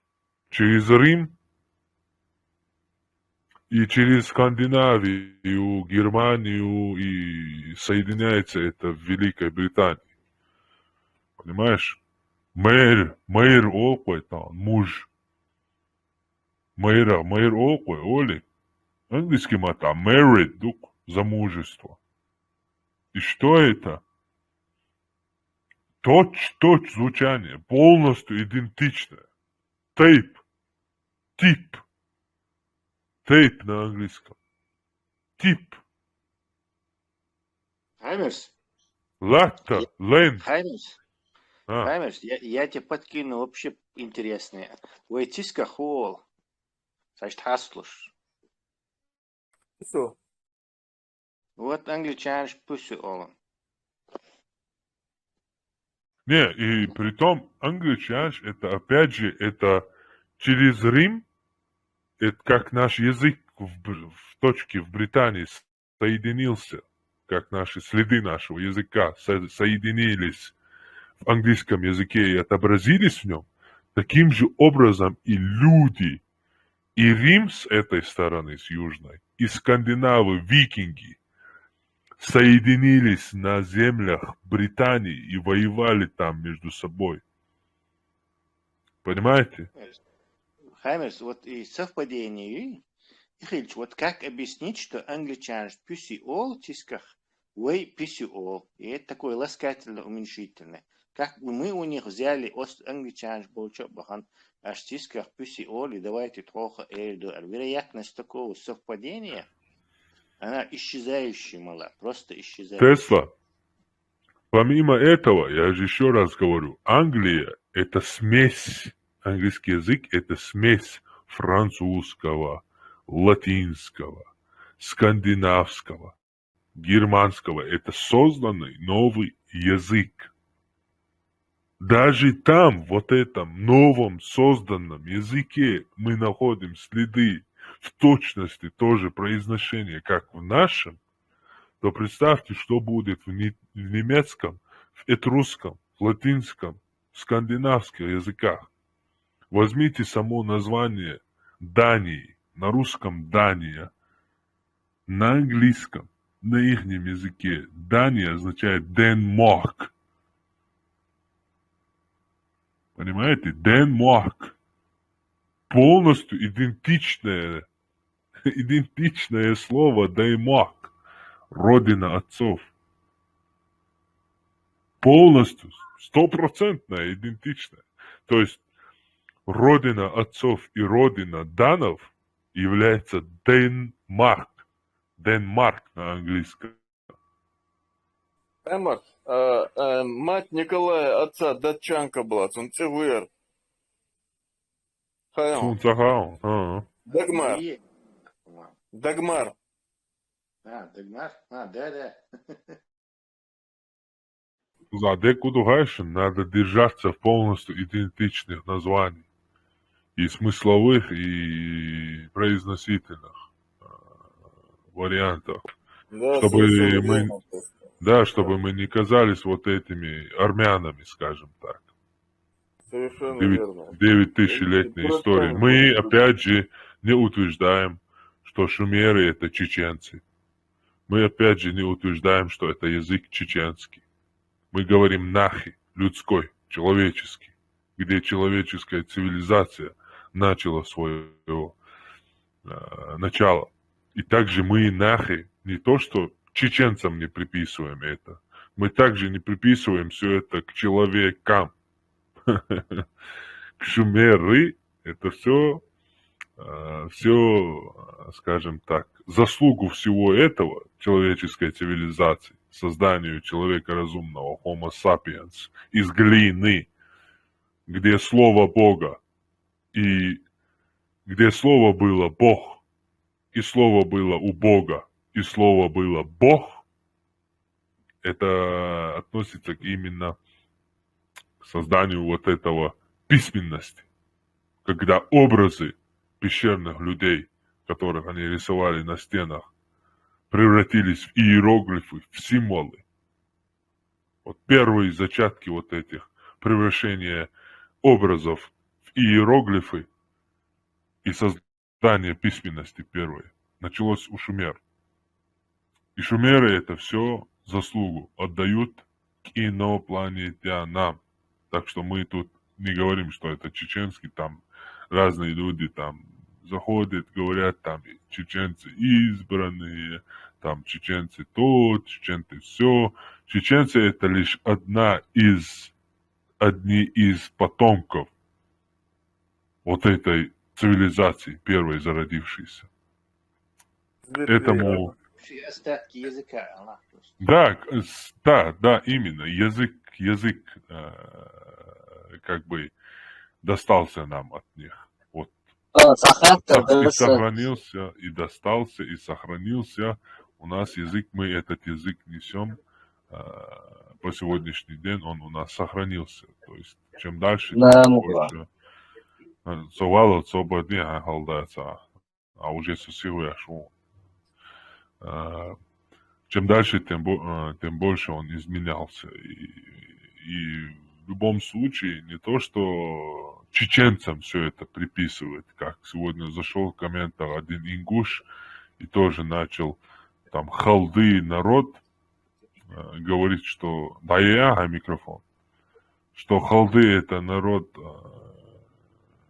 населявший Шумер, там был народ, то есть там изначально не было так, люди не появились, вроде бы, по его мнению, их не создали инопланетяне по их религии, то есть он от него как бы отделяется, и говорит там про какой-то пруф, он мне, конечно, не предоставил, говорит, какой-то народ там был халды, халдай, типа, это значит галгай, что это ингуши. Я ему говорю, хотя бы скажи нахи. Ингуши, боже мой, это же смешно. Русское слово ингуши. Не существовало никаких ингушей никогда, пока русские их так не обозначили и не определили под именем ингуши. Были нахи. Эти нахи люди составляли и ингуши, и сваны, и нахчи, и другие, многие другие народы. То есть не надо это мы сейчас не приписываем все чеченцам, просто у нас как бы древнейший язык, и следы этого языка мы находим у шумер.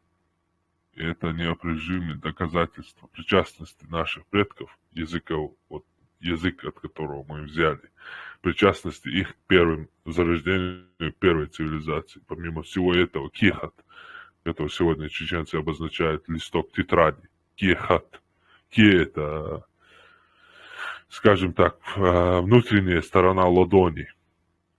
Хат – это глина, поппар, хат – грязь. То есть в руку берешь глину и на ней печатаешь, пишешь. Они так и делали, шумеры.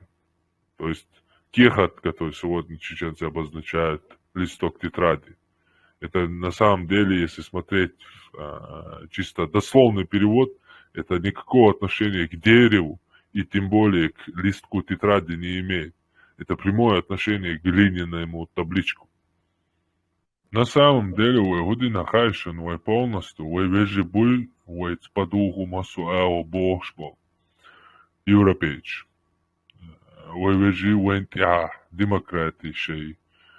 На генном уровне выше демократии. Его желали и вернуться на царь, несмотря на то, что Рим и евреи, скажем так, жюктиштане и христианство, и филиал иудаизма, семитские религии, христианство и иудаизм навязывают и нищане, притом через убийство, через все это, все-таки они вернулись к своему истинному предназначению, к демократии. Выбрали, скажем так, правильную сторону и отказались от рабовладельческого строя, угнетения людей, от насилия, убийства, геноцидов, болезней. И наоборот выбрали сторону, которая борется против болезней, там, геноцид. То есть, наоборот, чеченцы должны сегодня, каждый должен чеченец стать на сторону Европы и защищать больше, чем сами вот эти европейцы, которые не вдупляют все это, что мы рассказываем. Они не вдупляют, что это, потому что мы молчим. Мы выбрали сторону этого рабовладельца и тем самым вызвали ненависть к нам. Я ненавижу человека, который такого человека, как он, делает рабом. Я ненавижу мусульман сегодня, потому что в исламе разрешено рабовладельчество. И с этим ничего не поделать. Это уже все. Я на генном, на духовном, на культурном уровне презираю человека, который такого же человека, как он и сам, делает себя рабом. Лучше, я не знаю, придумать какого-то своими мозгами робота, или еще какие-то технологии, и чтобы эти технологии были тебе рабами, а не такой человек, как ты. То есть эти люди вернулись к этим ценностям и являются истинно нашими братьями. И по крови, и по духу, и культурно. И всякие эти ЛГБТ, и все это пришло из именно откуда? Не с демократии, не с консервативных каких-то традиций европейских народов. У них этого не было. И никогда у них это нормально не было. Это все, опять же, пришло через ислам. Почти что все сегодня в Европе 90% являются мусульманами. Они и намаз читают, и пост держат, и являются педофилами. И также в Фирдаусе ожидают своих вот этих занятий, чтобы педофилии поскорее ждут своих юных мальчиков в Фирдаусе, которыми Мухаммед обещал. Либеральные ценности, ЛГБТ, которые мусульмане России сегодня, которые на джихаде, в кавычках, против сатанизма и ЛГБТ западного. По сути дела, они и являются носителями и породителями Содома и Гоморры, педофилии, рабовладельчества. То есть то, что во всем сегодня джихадисты упрекают Европу, пришло в Европу именно через этих джихадистов и их религии. Поэтому каждый чеченец сегодня должен стать на защиту нашей Родины, Европы. Это является нашей Родиной, притом культурно, духовно, по крови и по языку. Мы не приемлем царей и правителей, мы не приемлем халифов, мы не приемлем гаремы, куда увозят женщин покоренных народов, чтобы они являлись секс-игрушками. Сидели в гареме в комнате, и единственное в их жизни, что они видят, это халифа, который под угрозами заставляет ее раздвигать ногу. Это ад, устроенный для женщин. Это ад. Поэтому чеченцы должны, как голодные волки, как говорится в скандинавских вот этих рассказах, волк, живущий в пещере, не равен волку, который в суровых условиях борется за выживание. Как голодные волки мы должны просто метать и рвать за эту Европу. Потому что другого места для нас на этой земле нету. Это единственное наше убежище, соответствующее нашему духу, нашей культуре, свободе. А то, что там и эти голубые, не голубые, это личное дело каждого. Они и у нас были всегда. Я вообще не пойму эту тему. Я, кстати, заметил, кто давно не был в Чечне, я вас просвещу. В Чечне до где-то 5-6 лет назад, по-моему, прекратилось это. Открытые жили, все в селах их знали. Это было нормально, и никто ничего там, смеялись, прикалывались с них. В каждом селе, в городе были голубые, и все они знали. И никто их не убивал, никто их не преследовал. С ними садились, с ними бухали, с ними прикалывались. Они всегда у нас были, но во всей нашей истории наступил момент во время Кадырова, когда их начали, в один момент собрали всех, в один момент всех собрали, просто одного увели в телефоне группы, и от них все, остальных собрали, у них группы, их собрали, и все, перекрыли им воздух. Оказывается, они готовили войну против Украины. И в пропаганду, естественно, входило, что-то же надо продавать пушечному мясу, что-то им надо продавать. Естественно, они готовили им продать западный сатанизм и западное ЛГБТ, а у них такие, видите ли, какие-то ценности мужские, правые, у России, у Путина правые ценности. У Кадырова правые ценности. А Европа это, видите ли, ЛГБТ, сатанизм, хочет всех чеченцев сделать иками. И не дай бог Путин, если не победит войну, то все чеченцы начнут друг друга замуж выходить. То есть, оказывается, к этому все они готовили. Так вот, это вообще внимание на это обращать и акцентировать обычно Абу Мага знает, и Бета-Гамма, вот этот, Аюб Алиев, и муслим вот этот их. Они знают и все расписания ЛГБТ, там, шествий знают, сколько клубов ЛГБТ, когда они открыты, когда они закрываются. В общем, они, вот эти мусульмане, полностью про ЛГБТ все знают. Я почему-то их никогда не видел. Живу в Европе, почти во всех странах побывал. Никогда в жизни не видел, чтобы тут девочки, мальчики, мальчик и парень, то есть мальчик и девочка держались за руку или целовались на улице. То есть я в Москву видел, и там и пики ходили за руки, и там прям целовались, и еще хуже делали и в метро, и в ресторане, и в кафе.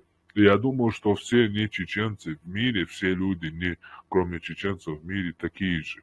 Но как я приехал в Европу, я просто на улице не видел, как мальчик и как девочка и мужчина просто целуются. Просто поцелуй я до сих пор не видел.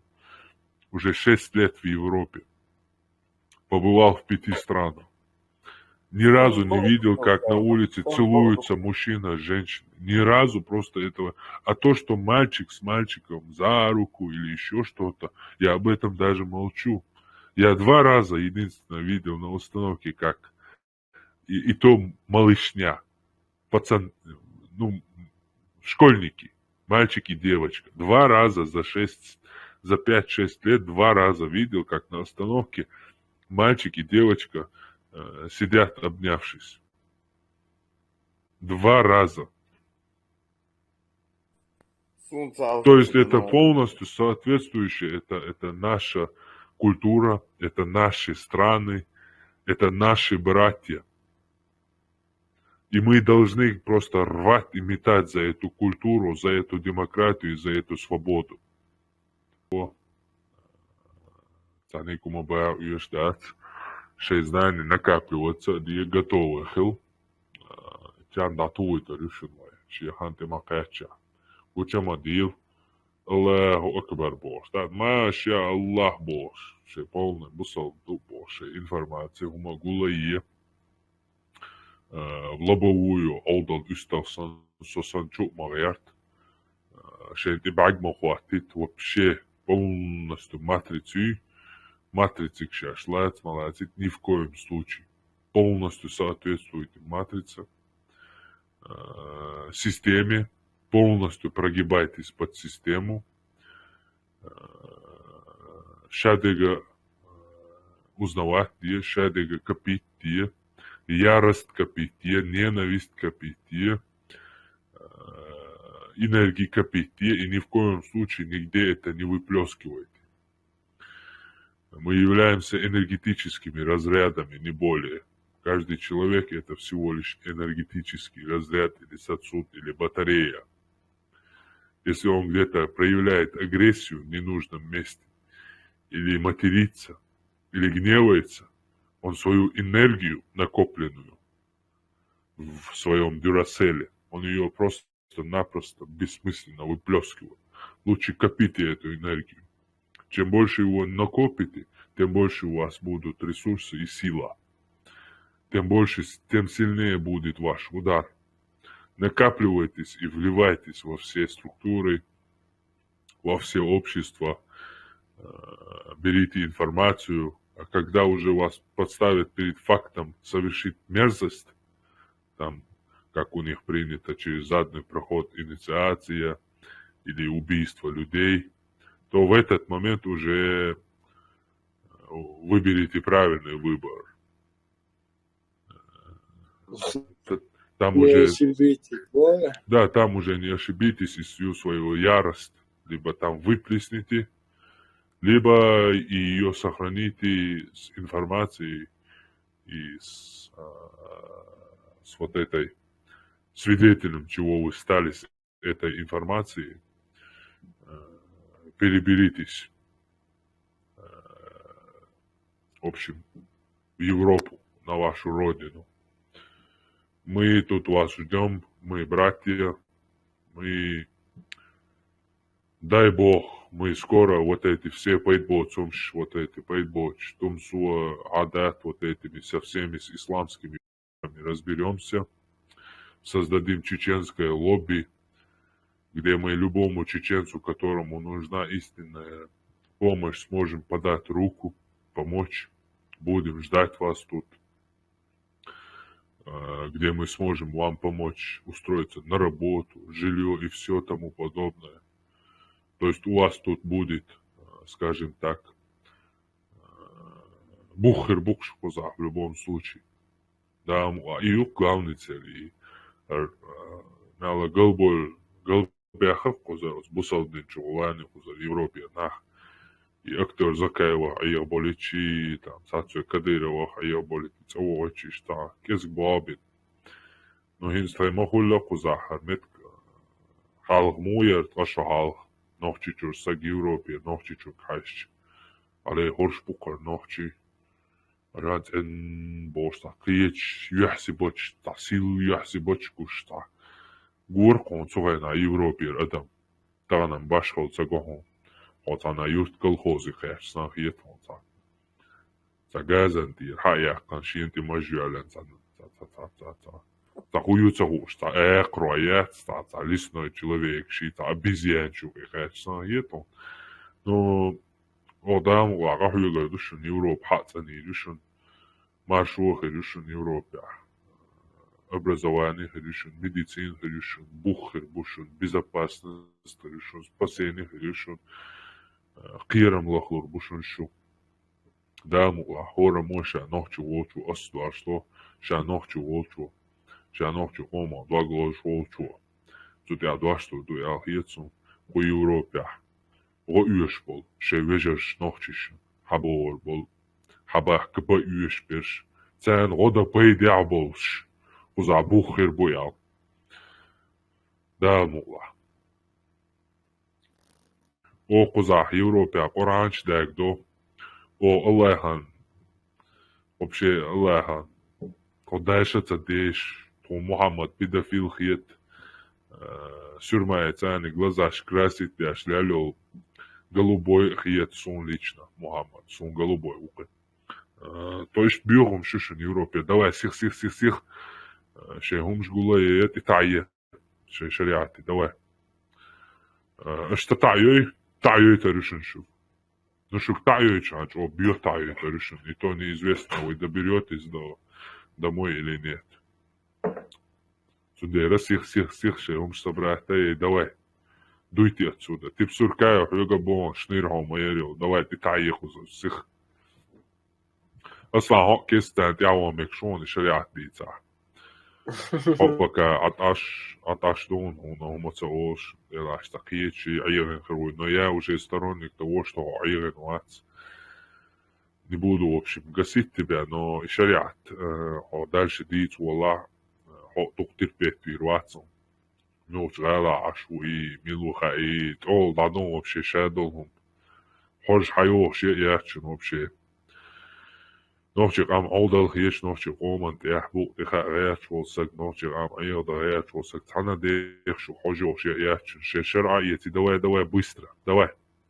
Ши вахабис шариат яти Афганистан пещера, где ши юарибухш, ши ялшукач, хули ши шариат. شيء وعلي بوك شو قندل بيشيش جواش شيء ديز باغي شي давайте быстро покажите на деле. А так болтать мои куза. Диверсиш мои куза. Бусал дин педофил шидинду, голубь шидинду. Это нету никакого сомнения.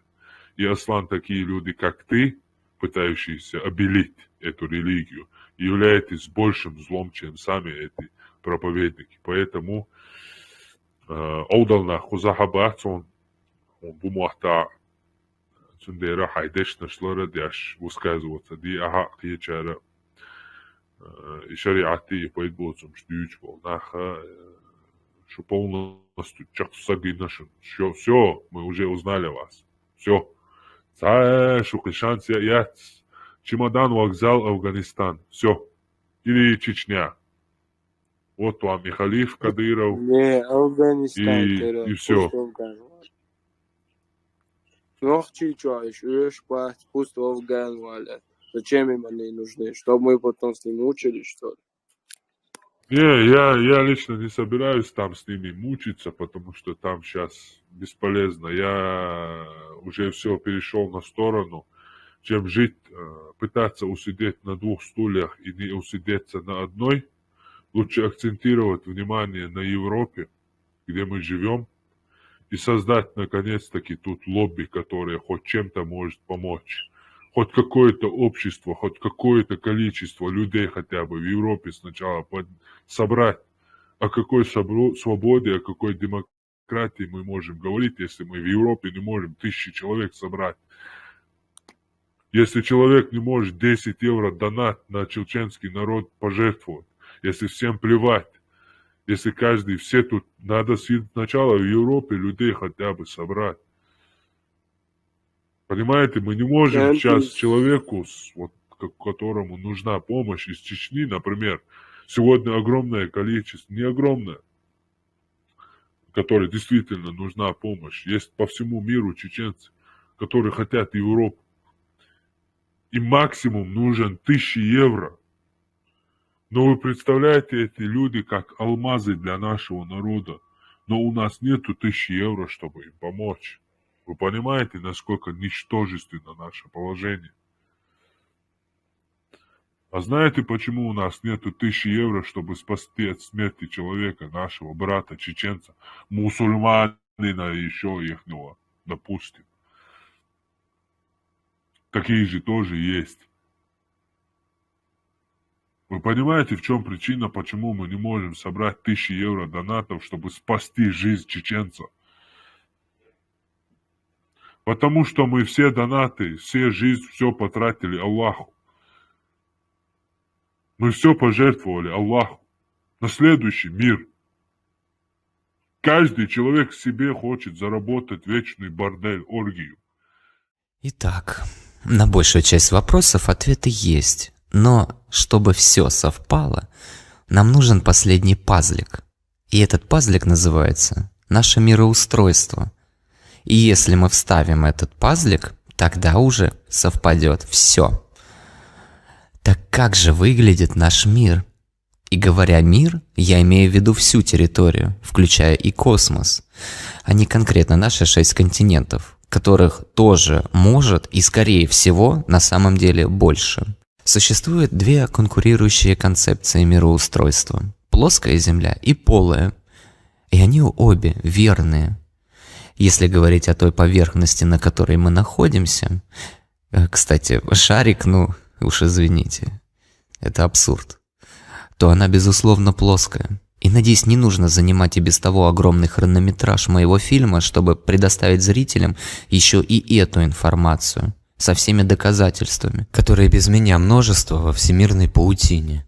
Если мы будем рассматривать снова древние источники, компиляции, то во всех случаях Земля окажется плоским диском, накрытая куполом, называемая небосводом или твердым небом, без всяких слонов, стоящих на черепахах. Черепаха — 3 слона. Это обычный вброс. И единственная такая компиляция встречается только у древних индусов. Но учеными выставляется такая концепция, так, будто бы вообще все древние во все времена представляли себе нашу территорию именно так. Это откровенная ложь, либо это откровенное невежество, поскольку плоская Земля, а точнее наша территория, для огромного числа людей не является новой информацией и уже относительно давно многим понятно. А вот каков истинный космос? Для всех остается вопросом, и непонятно, как он вписывается в плоскую Землю. А я при этом еще назвал и верной теорию полой Земли. В той же древней Индии имеется более древнее описание, записанное на санскрите, а значит и более близкая компиляция к оригиналу, называемые Веды. Индийские Веды, как и другие писания, передавались в устной форме на протяжении тысячелетий. Но самыми древними они не являются. Как бы многим не хотелось, это тоже неправда. Статус «самые древние» они заслуживают именно как писание, то есть не имеют отношения, например, к глиняным табличкам или барельефам. Однако их авторитетность от этого меньше не становится. Достаточно лишь посмотреть, какие архитектурные шедевры высокой сложности и какие технологии применялись на территории индийских компиляторов. Так вот, в ведических знаниях, которые сумели дойти до нас в виде очередной компиляции вторичного заселения, тоже указывается плоская Земля, но уже в гораздо большем масштабе, которая поделена на концентрические острова территории. Мы находимся в относительной близости центра, а в центре располагается гора Меру, где располагаются боги. Над Джамбудвипой располагается еще 7 плоских миров, обители богов и полубогов. И под Джамбудвипой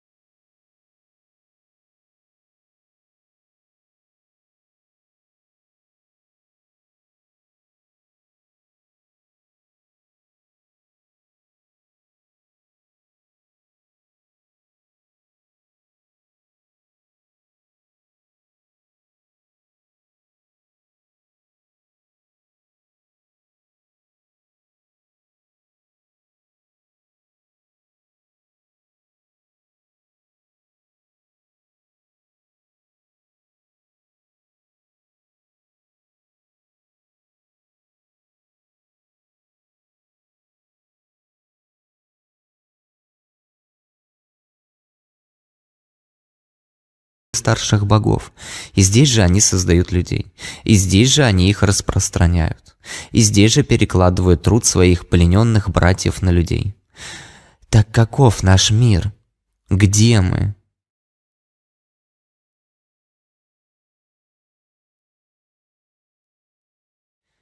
Наш мир имеет форму котлована.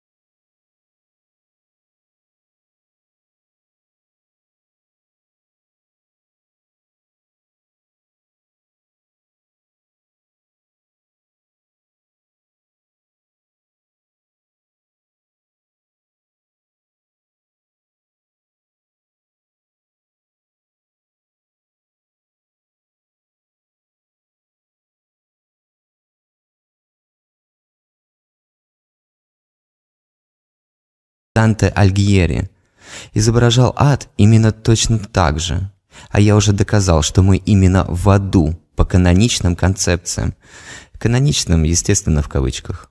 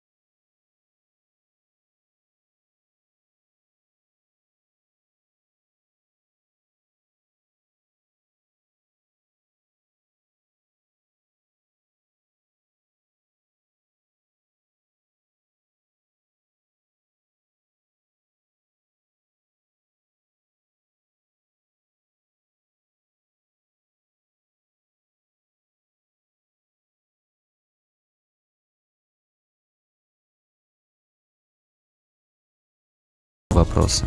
Есть сведения в различных народах и цивилизациях, что после эпохи Золотого века начались общепланетарные войны между богами, и люди гадают о причинах этой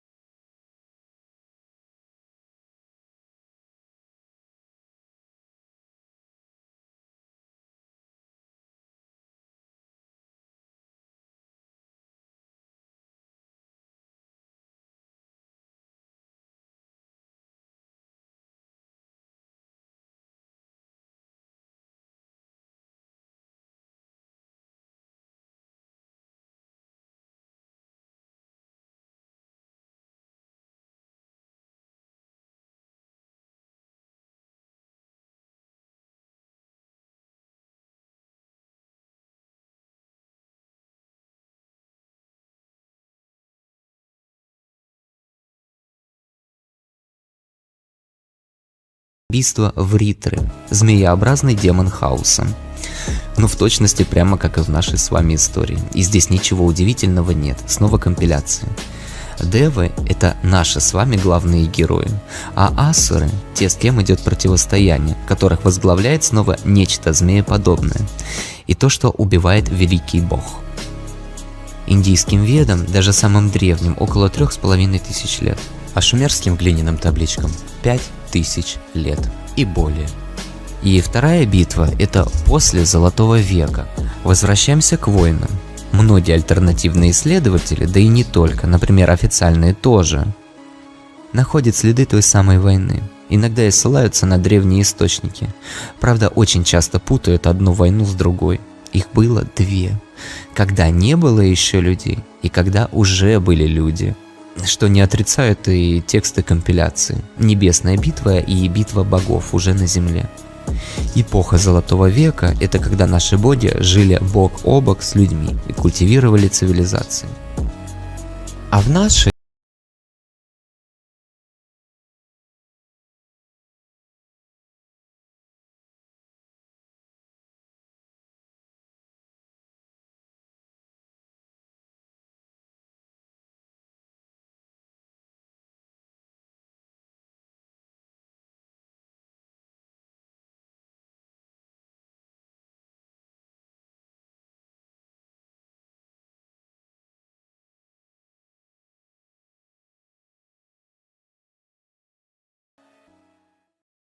теперь мне осталось лишь завершить эту историю.